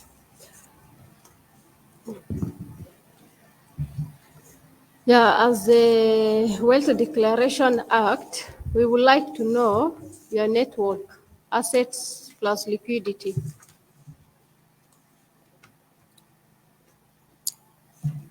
Thank you, Madam Chair. My net worth is around 3 million.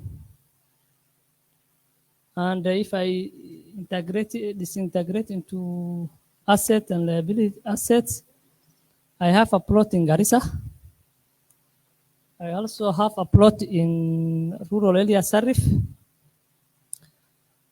I also own cattle and camels and cash in bank. What did you say? 10,000 camels? Yes? No, I said cattle and camels. Cattle and camels. Yeah. Thank you.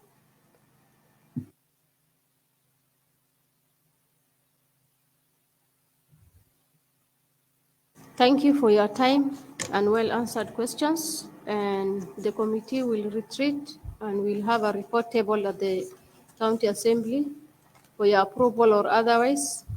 And what do you have to say for your final comment? Okay, let me take this opportunity to thank Almighty Allah who really gave us this wonderful day. Now, let me take an opportunity to thank the panel ahead of me through chair. That really, indeed, it was a very healthy and a friendly engagement. And I wish if you approve and confirm my nomination to work with you in near future. Also, let me take this opportunity to say that really our youth in our county are really disconnected from the government. Just because they are not motivated, just because they are not given any opportunity. And if the panel ahead of me confirms my nomination, I will be #1 champion to advocate for youth so that they get their resources, so that they get their share in the county government. And my policy will be one: nothing for young people without them. Thank you very much. Thank you. Take your leave.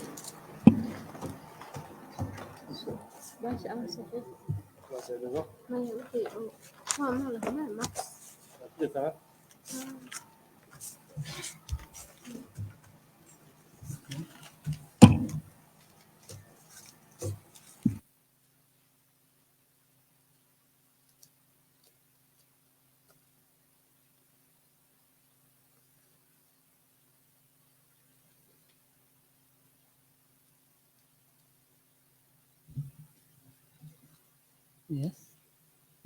They're up here. Let me pack it.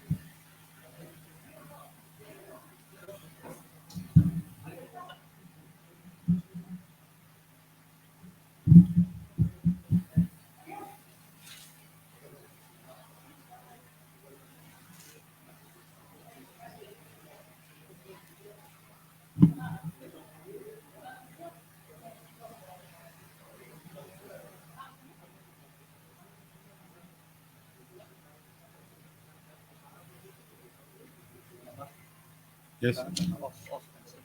Yeah? Mm. Write your name here. Mm-hmm.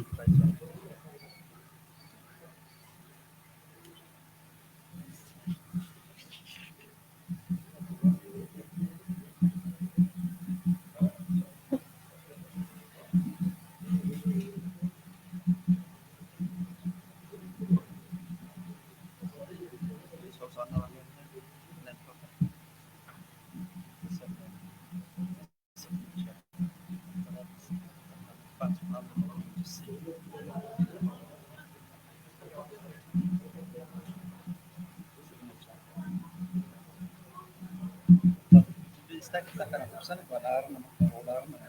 That will give the right information. Yeah, okay. But I can also give affirmation. Affirmation. Yeah, okay. Mistake, Okay. you affirm now. Yeah. Right now?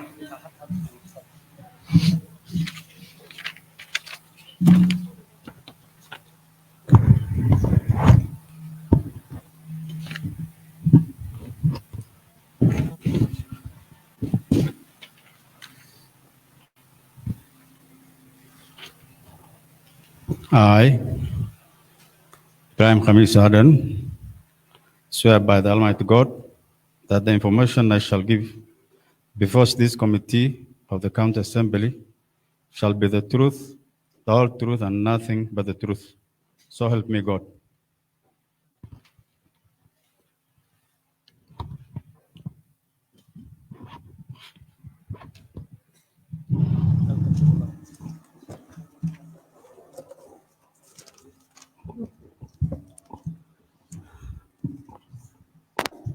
Mr. Ibrahim, I wish to welcome and thank you for honoring our notification to appear before the Public Service, Labor and Decentralized Units Committee today, 14th of November 2022. Before I officially raise the curtain for this interview session, I would like to open the meeting with a word of prayer as per the standing order.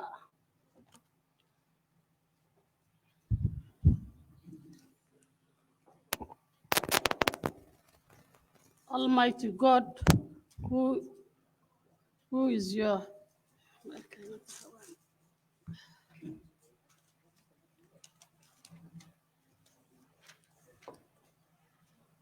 Almighty God, who is your wisdom and goodness, have appointed the officers of leaders and the county assemblies for the welfare of society and the just government of the people. We beseech you to behold, wish with you with your abundant favor as your servants, whom you have been pleased to call to the performance of important trust in this republic. Let your blessings descend upon us here assembled, and grant that we treat and consider all matters that shall come under our deliberation in so just and fulfill in manner so as to promote your honor and glory, and to address the peace, prosperity, and welfare of our country and of those whose interests you have committed to our church. Amen.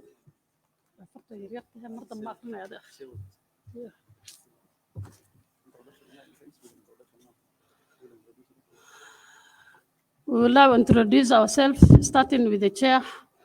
My names are Dahaba Yusuf Farah, Chair of Labor, Public Service, Labor and Decentralized Units Committee.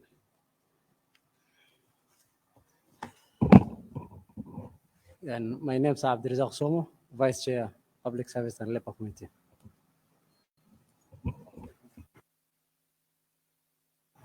I'm Abdirizak Dakad Ibrahim, a member of this committee.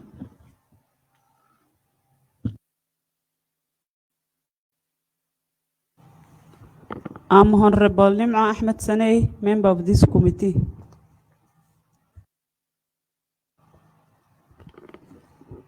I am Mr. Ali Omar Mohammed, MCA Bute, a member of the committee.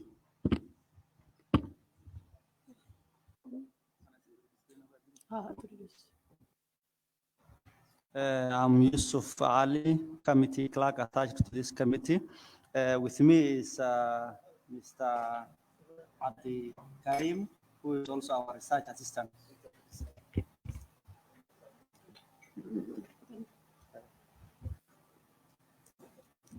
Mr. Ibrahim, the committee is guided by the Constitution of Kenya 2010, the County Government Act 2012, the Public Appointments Act 2017, and the County Assembly Service Act number 24 of 2017 in dispensing this interview process. We will conduct an engagement with you for 30 minutes, within which we will ask you questions and you answer appropriately. Kindly don't engage the members directly, answer the questions through the chair. Mr. Ibrahim, you have to be cognizant of the fact that you are under obligation to provide the committee truthful and verifiable information, academic and work experience, and anything to the contrary will lead to no further consideration. Mr. Ibrahim, the committee will be fair and transparent throughout this process. Further, the committee, after the interview process, will submit its report to the County Assembly for adoption or otherwise of the report. The committee clerk will confirm your original documents against the copies you have submitted previously. Welcome again and feel protected at all times.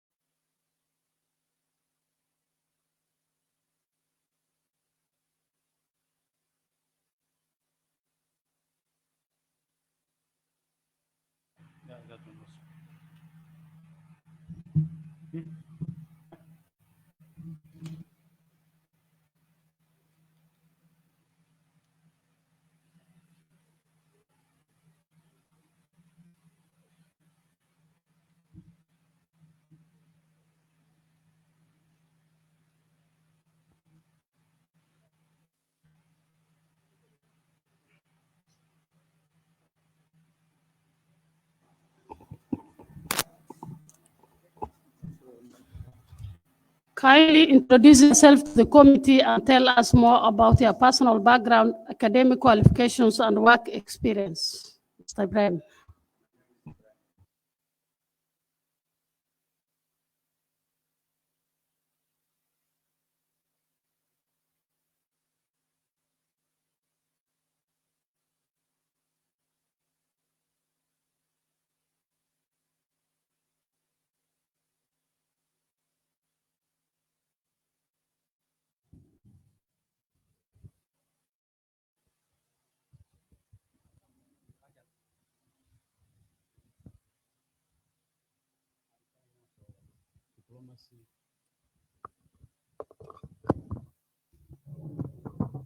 And trade, and many other courses as I have within those papers. I have been in service for the 9 years in the Ministry of Agriculture and Livestock, Office of the President, and the Ministry of Foreign Affairs for a total of 39 years.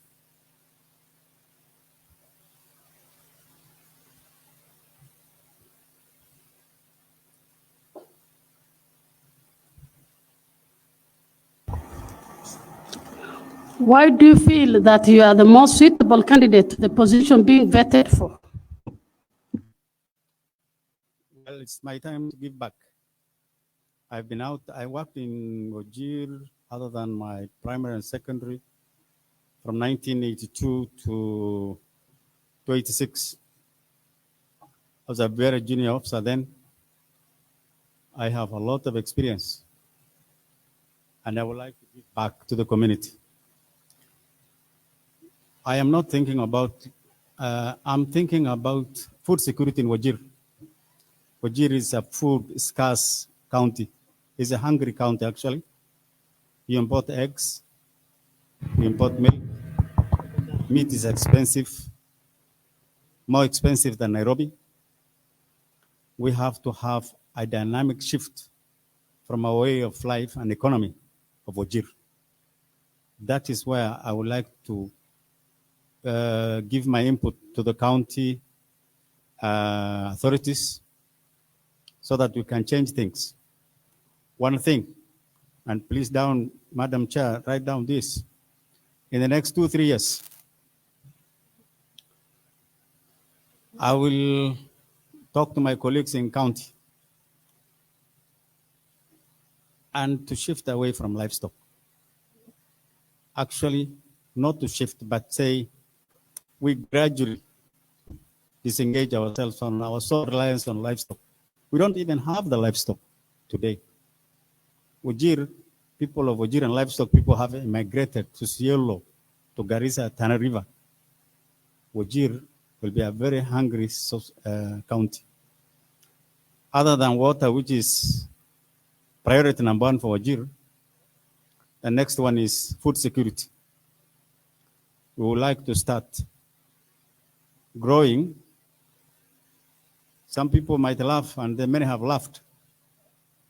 But we would like to start Wajir becoming a food surplus county.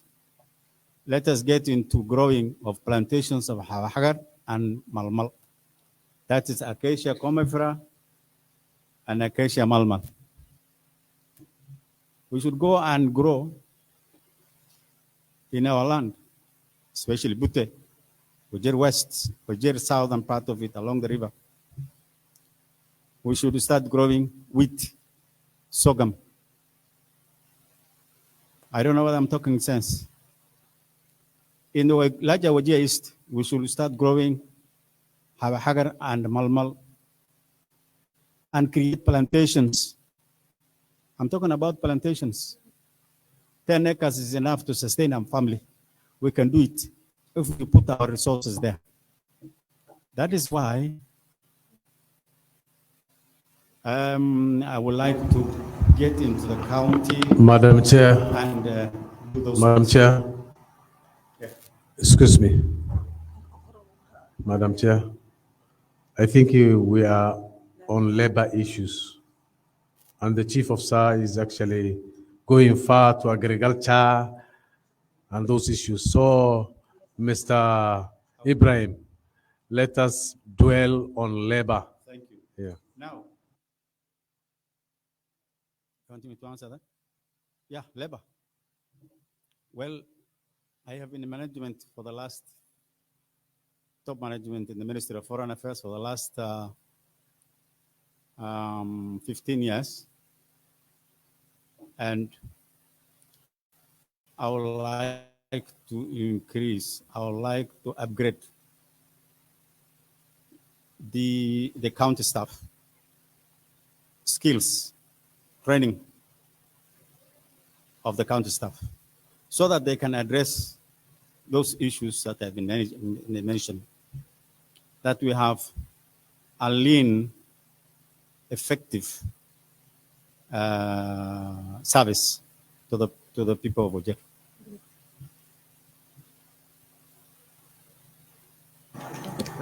Mr. Ibrahim, tell us your net worth. Your worth, net. My weight? Okay, I think I'm worth about 50 million. Yeah. 50. 50 million. Yeah. That's good. Huh? Tell us more about that, your assets. I have some plots in Nairobi. I have a plot in Garissa. I have a farm in Garissa. And I have a building in Garissa. And some plots in Nairobi and Mombasa. That cumulatively rounds up to about 50 million.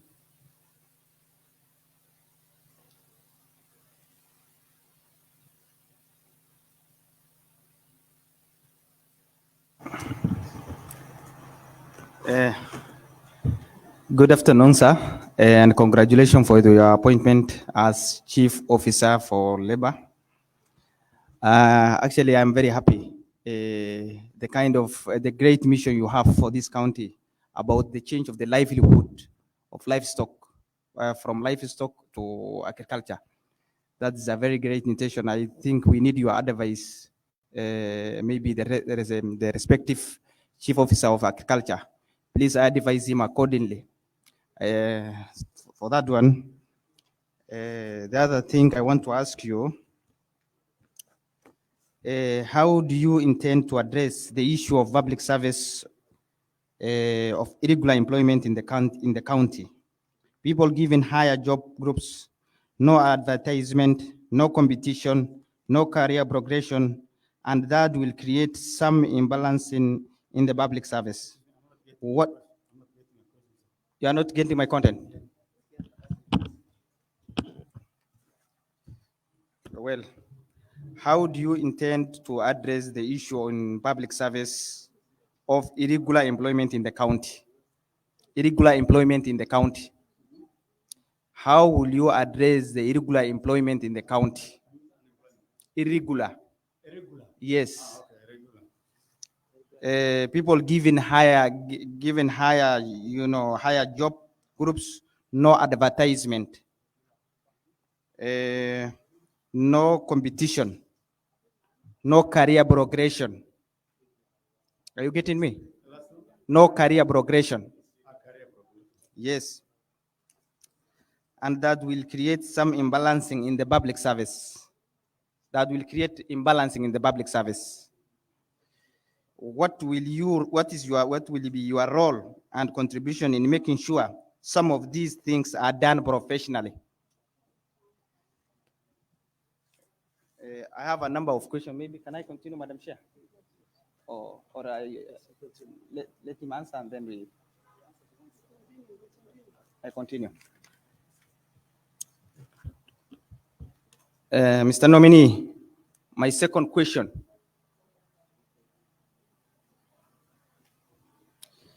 Hundreds and thousands of graduates still don't have job in Wajir County. They are still at home over years. The wage bill is bloated, and the genuine graduates are hoping against hope in terms of job opportunities. As accounting officer for labor, if you are approved by this committee today, how will you create job in your tenure? That is my second question.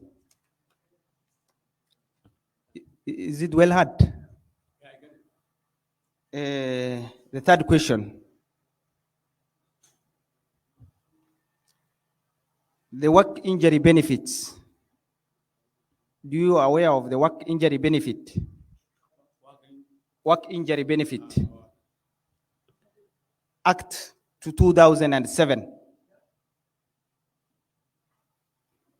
stipulates the right to compensation. Accident during training of performance and emergency services. When death occurs, for example, or injury while on duty in the civil service, I remember and I was told a man by the name Dawood Haji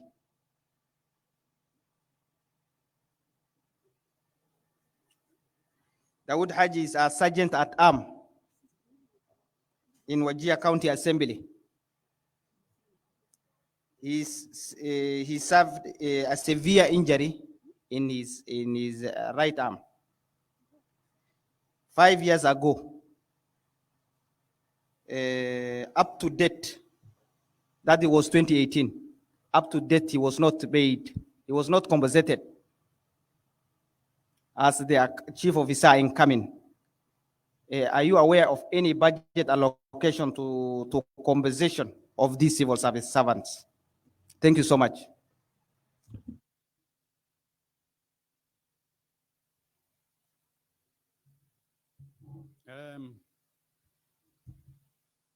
The first question was about irregular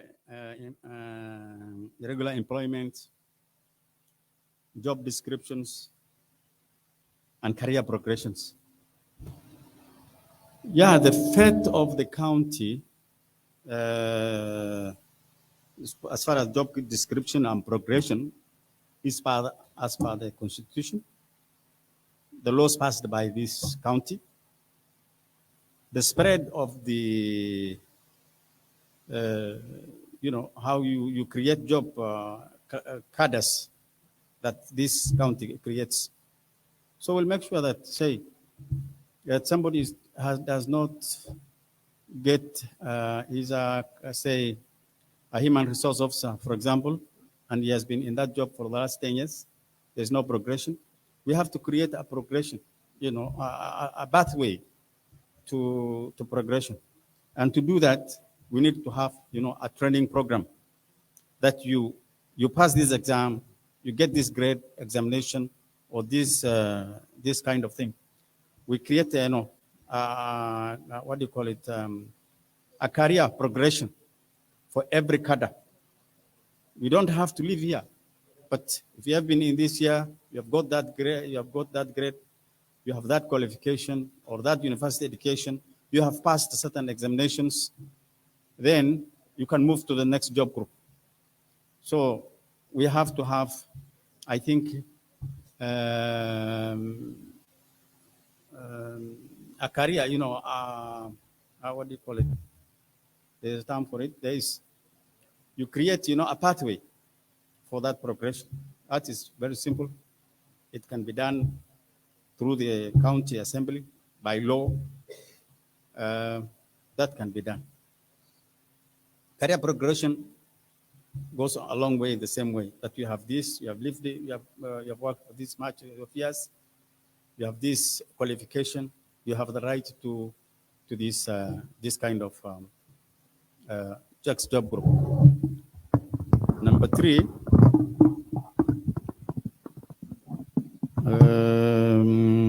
audit.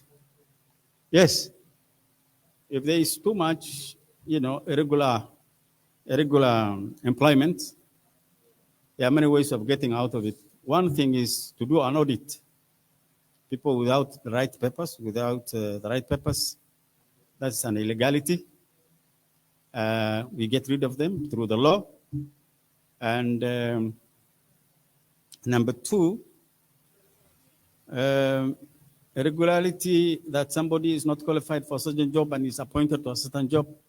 That is, the audit will bring out that, and we bring in, rationalization of the staff that you fit into this job. You move there. You cannot be a public health officer and you're working with water, or maybe forest.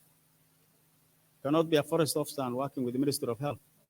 We rationalize how jobs will move so that you have people qualified in a certain area working in that area.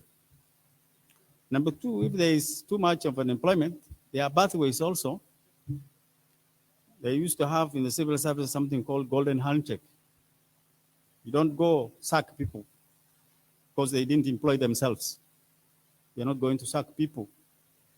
For me, I will not be for that idea that you sack people. They didn't employ themselves. It was a system that employed them. It is the same county government that employed them. They have papers. Yes. Then the rational thing to do is to bring things like golden handshake.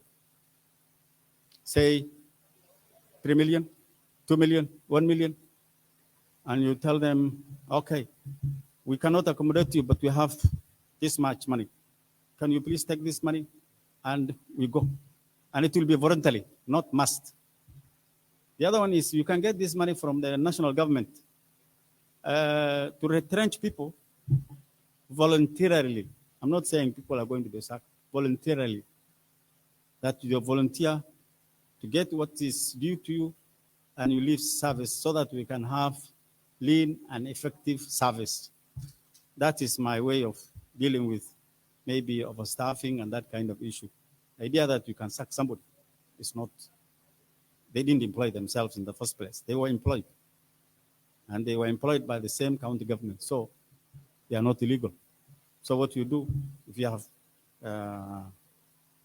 you have, say, an irregular paper, that's a criminal issue. If you have been employed right way, then you have the right to be heard by the county authorities and the law. So we should be following the law, not arbitrary sacking of people. Now, number 2, job creation. I've said there is no one, I talked of some things. The economy of Wajir should be able to absorb our graduates and those who have not gone to school, which means we need to expand the economy. We need to expand the economy. Expand the cake of Wajir County. We need to say, get into agriculture, where that's where we have land, beautiful land, that can accommodate our economy to expand from Butte to Middle, wherever. So the solution is not employing people in the county. The solution is creating jobs, like the one I was talking about, growing, agroforestry, beneficial trees, not get Kararu, neem trees, growing, say, bring dairy cows to Wajir. For one cow, dairy cow you bring to Wajir, it employs 2 people or 3. Layers, broilers. And then we give it to every home.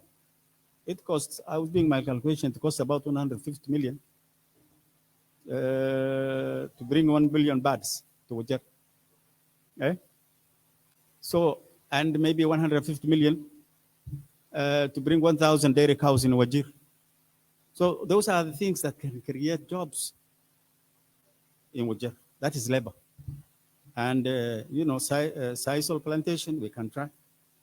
We can try, gum arabica plantations. We can try irrigation through using boreholes. Irrigation using boreholes, not for animals or human beings. In Egypt, they are turning the desert green through boreholes. They bring a borehole, put 100 acres, mechanize it, and there are only 2 people working in that 100 acres or 200 acres. I've seen in Saudi Arabia they do the same. So what we do is we expand the economy away from livestock to agriculture and irrigation. Work injury, I'm sorry, Mr. Dawood Haji didn't get his compensation. Well, first of all, you have to make sure that you have insured your staff. The county must insure the staff so that in case of injury, he is compensated for. You can, so the first thing is to make sure that the county pays for its NHIF, it is labor dues, it is insurance. You insure everything, every worker for injuries, work-related injuries. And then you follow up. When you insure, you must make sure that you are dealing with a credible company, not brokers or sub-brokers or agents. You're dealing with a main company, the company itself. And you have signed that agreement because you have a big bargaining power, to make sure that the workers, the insurance company pays the compensation. But if you're dealing with the brokers in between the main company and you, there's an agent, you get nothing. You get disturbed. And it starts with the county paying insurance for the workers.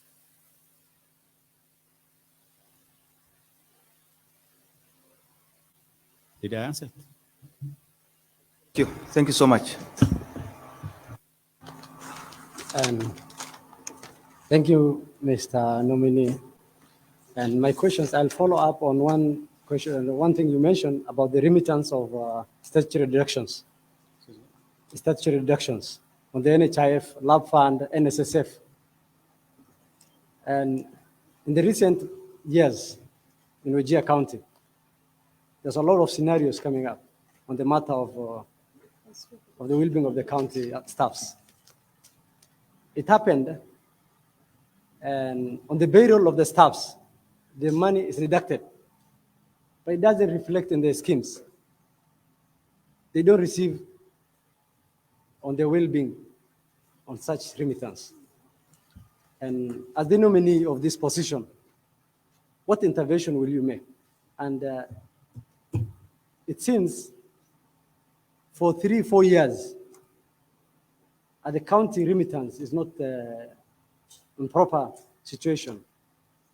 You can imagine, and it's like a court case on such things in Wajir County. Now, as the CCO, how will you address on this matter? And it will be treated urgently. That's one. And my second question,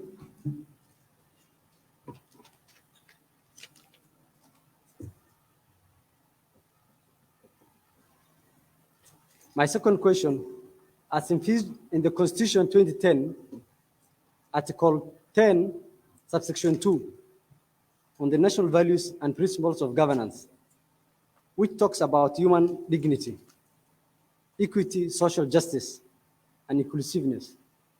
In your capacity as the CCO in charge of public service and labor, how do you intend to handle the above issues of bringing every person on board, ensuring that there is equity in recruitment in this county?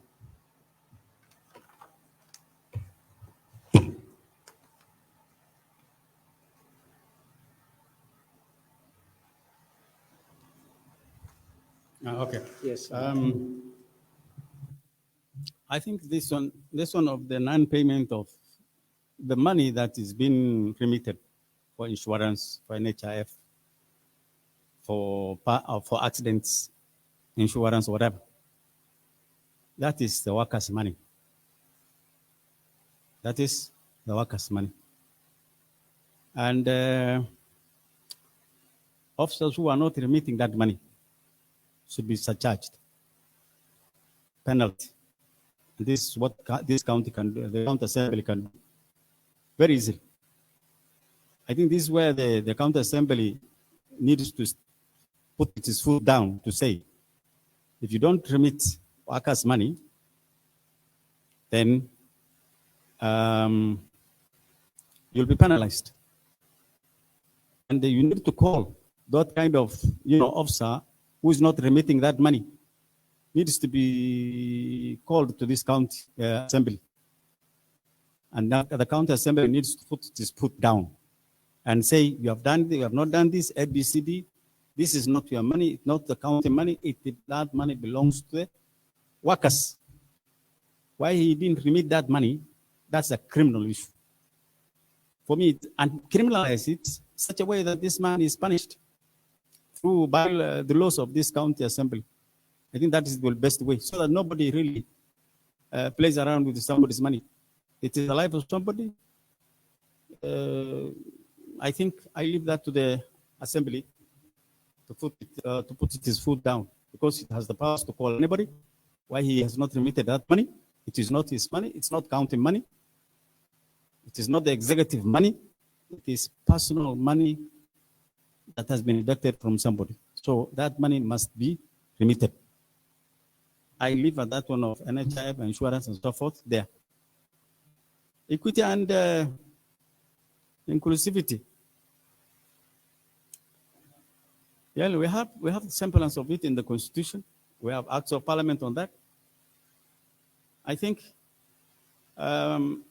again, everybody in the assembly comes from a word. I think that's why they come in now, to say, okay, if there are 50 wards, 50 jobs distributed to the wards, and you keep record of who is employed. But if somebody is a doctor, you cannot say if there are 10 doctors and they all come from Tarbaj. And there are no other doctors. You cannot say, why do you employ people from Tarbaj and they are not doctors? Again, it breaks the rule that qualification should matter. First of all, that qualification should matter. And the suitability for the job.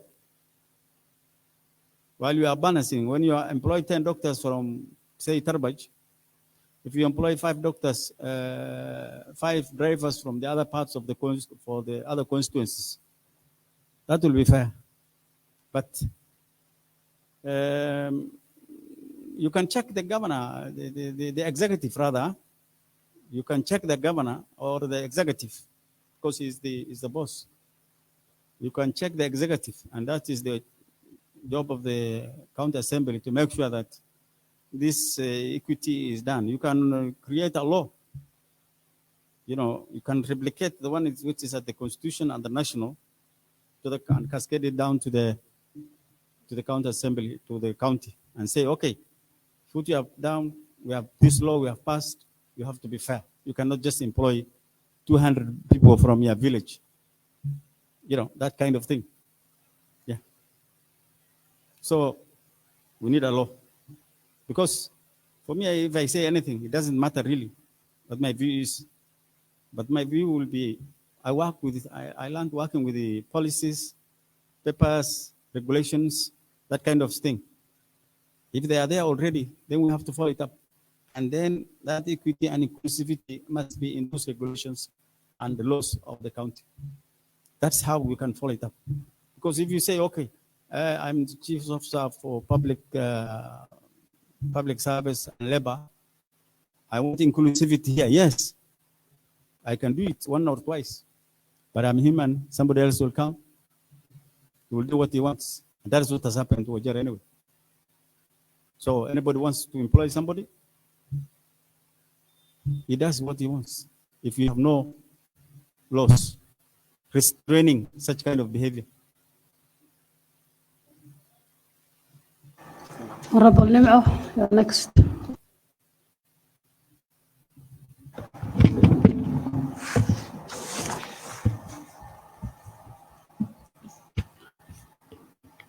My question is that, kindly elaborate to the committee what will be your input as the chief officer in charge public service in the county in the next 5 years, and more so, what system will you put in place to ensure seamless synergy between your office and the county assembly?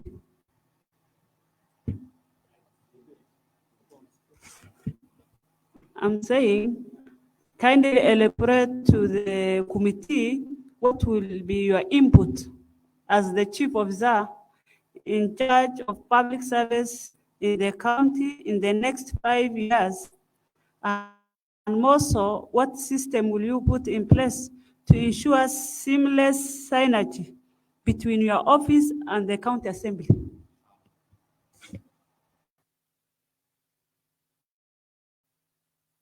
First of all, I'll be following up. I'll be following what the county assembly passes. That will be my guiding rule, plus the other rules on the laws that were passed here. That is what will be, what I'll be following. And then other, policies that come up, policies, papers, and the laws that are passed by the county assembly. Those will be my guiding issues. But as a, public labor and public service, I'll be looking forward to a lean, effective, and lean, effective service that has high morale to work, and they must deliver to the laws, policies, and the resources available to them to make sure that they deliver the public service required. And that will be the laws, the policy, especially of the manifesto of the governor, what he says, what has been written, and what this assembly directs. That will be my guiding thing. And those policies that, the laws that were passed here and the national and the constitution are all geared towards good intention. So I'll be following that. But I look forward to an effective and efficient civil public service.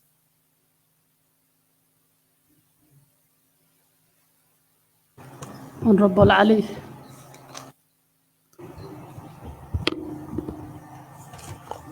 Yes, Mr. Ibrahim, these are my questions. First, I want to know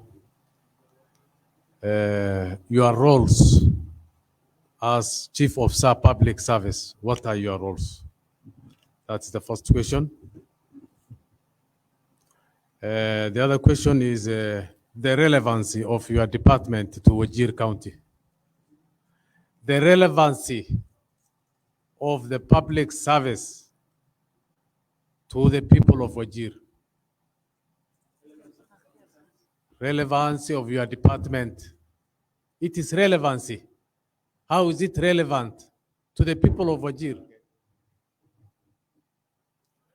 Then the other one is the structure of your department. The structure of your department. And then the other one is a job group criteria. Job group criteria. Job group. Job group criteria. And then the basis of casuals versus permanent. Casuals versus permanent. The duration, somebody can be in casual and then maybe can be taken to permanent. You have understood it? Yeah? Yeah, the relationship and how maybe you will improve the periods at which somebody will be a casual and then will be taken to permanent. And the law that guides that. And the law that guides the casual and the permanent. There must be a law. The other one is your plans in your department in relation to the drought. Your plans in relation to the prevailing drought. Yeah.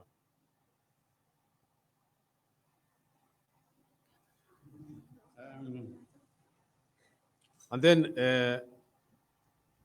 in relation to your work, explain maybe conflict of interest. In relation to your work, explain conflict of interest and explain if you had any potential one. That is enough.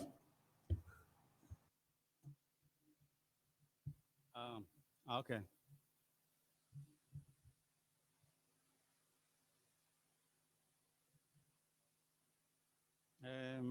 Let me start with the role of public service.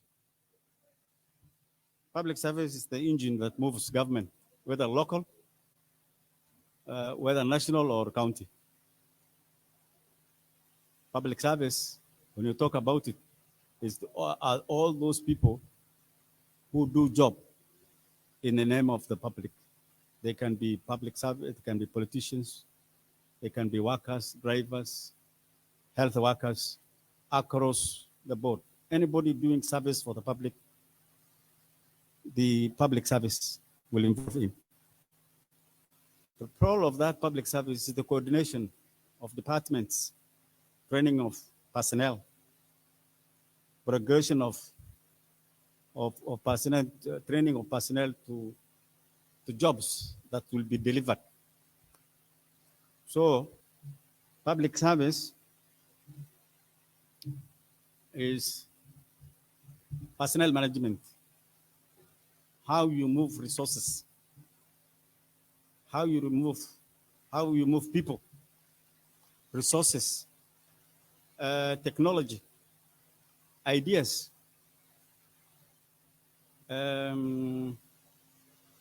communication and all that, to produce goods and services, to move them to better human life and protect human life, whether it is water, food, actual security, physical security, or whatever. So public service is what is the engine of government, national or local. Relevance is that public service is supposed to procure goods and services for better humanity. That's their relevance. If they don't deliver service, then that's not public service. Structure, you said, the structure is the organography of the county arrangements, county government arrangements, the governor, the county assembly, the executive. If there is quasi-judicial organization like Ministry of Land, yeah, something like that. Those are the structures. But I'm not very conversant with the workings of the county government, by the way. I will be honest. It will take me about maybe 2-3 months to know how the county works. I just know things. In the ministry. I was working with another department. We started in the Ministry of Foreign Affairs. We started the Department of Parliamentary and the County Affairs Directorate division. Actually, it was division. I started with some other people when this new constitution came. So I know the relationship between now the executive and the parliament. That kind of questions that come and you have to be answerable. You have to be answer questions that may come from this end. So that much I know. Job group criteria. I think we need a scheme of service. We don't have to reinvent the wheel, but we need to cascade the national scheme of service to say, doctors have got their scheme of service, engineers have got scheme of service. We need to cascade it down to the county, and then modify it or better it to make sure that we have the same things that are happening national. We cascade it down to the county. That will be the job group criteria. And I said earlier, I think in another question, is that we need to have a scheme of service. That is what I was looking for, scheme of service for every cadre. Scheme of service so that we have job progression. That will be job group criteria. That will be the thing. That if you are not a doctor, you cannot be fitted into scheme of service for medical personnel or laboratory technicians. They have got their scheme of service. Clinical officers, they have their own. So that's how we're going to deal with it. We use the national one and then model it on the county, based on the county needs. Casuals versus permanent. Well, I think I read it somewhere that if you work in government for more than 6 months, it used to be, I don't know whether the laws have been changed, 6 months, 9 months, you automatically become permanent. You cannot be sacked. If you want to, what the other used to do is that somebody reaches 5 months, you sack him, you wait for another month, then re-employ him. That is an abuse of labor. So if you need this person for more than 1 year, 2 years, and is working as a cashier, 2 years, it is illegal. I don't know the latest act of parliament or the county, but that should not be. If you are casual, to be maybe 2 months, 3 months, and that job has been done. That's the relationship. progressing in guidelines. That is the guideline now, that if you work certain months, and this is the law should come out from here, to say, okay, if you have worked 9 months or 1 year in a county, you become permanent.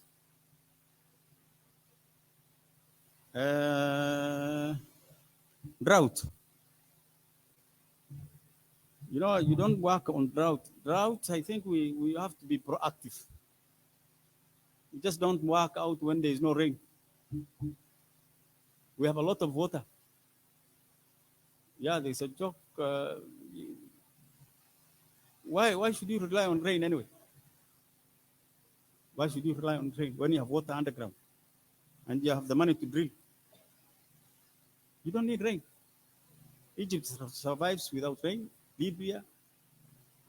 How many countries? The whole of North Africa. They survive without rain. And they have millions of people. Saudi Arabia is another one. Kuwait. Yes, we may not be Kuwait. Eh? Israel. So why do you need rain? If you are going high tech, then you can even, clouds are just up here. You can put some iodine on top and it rains. You only need to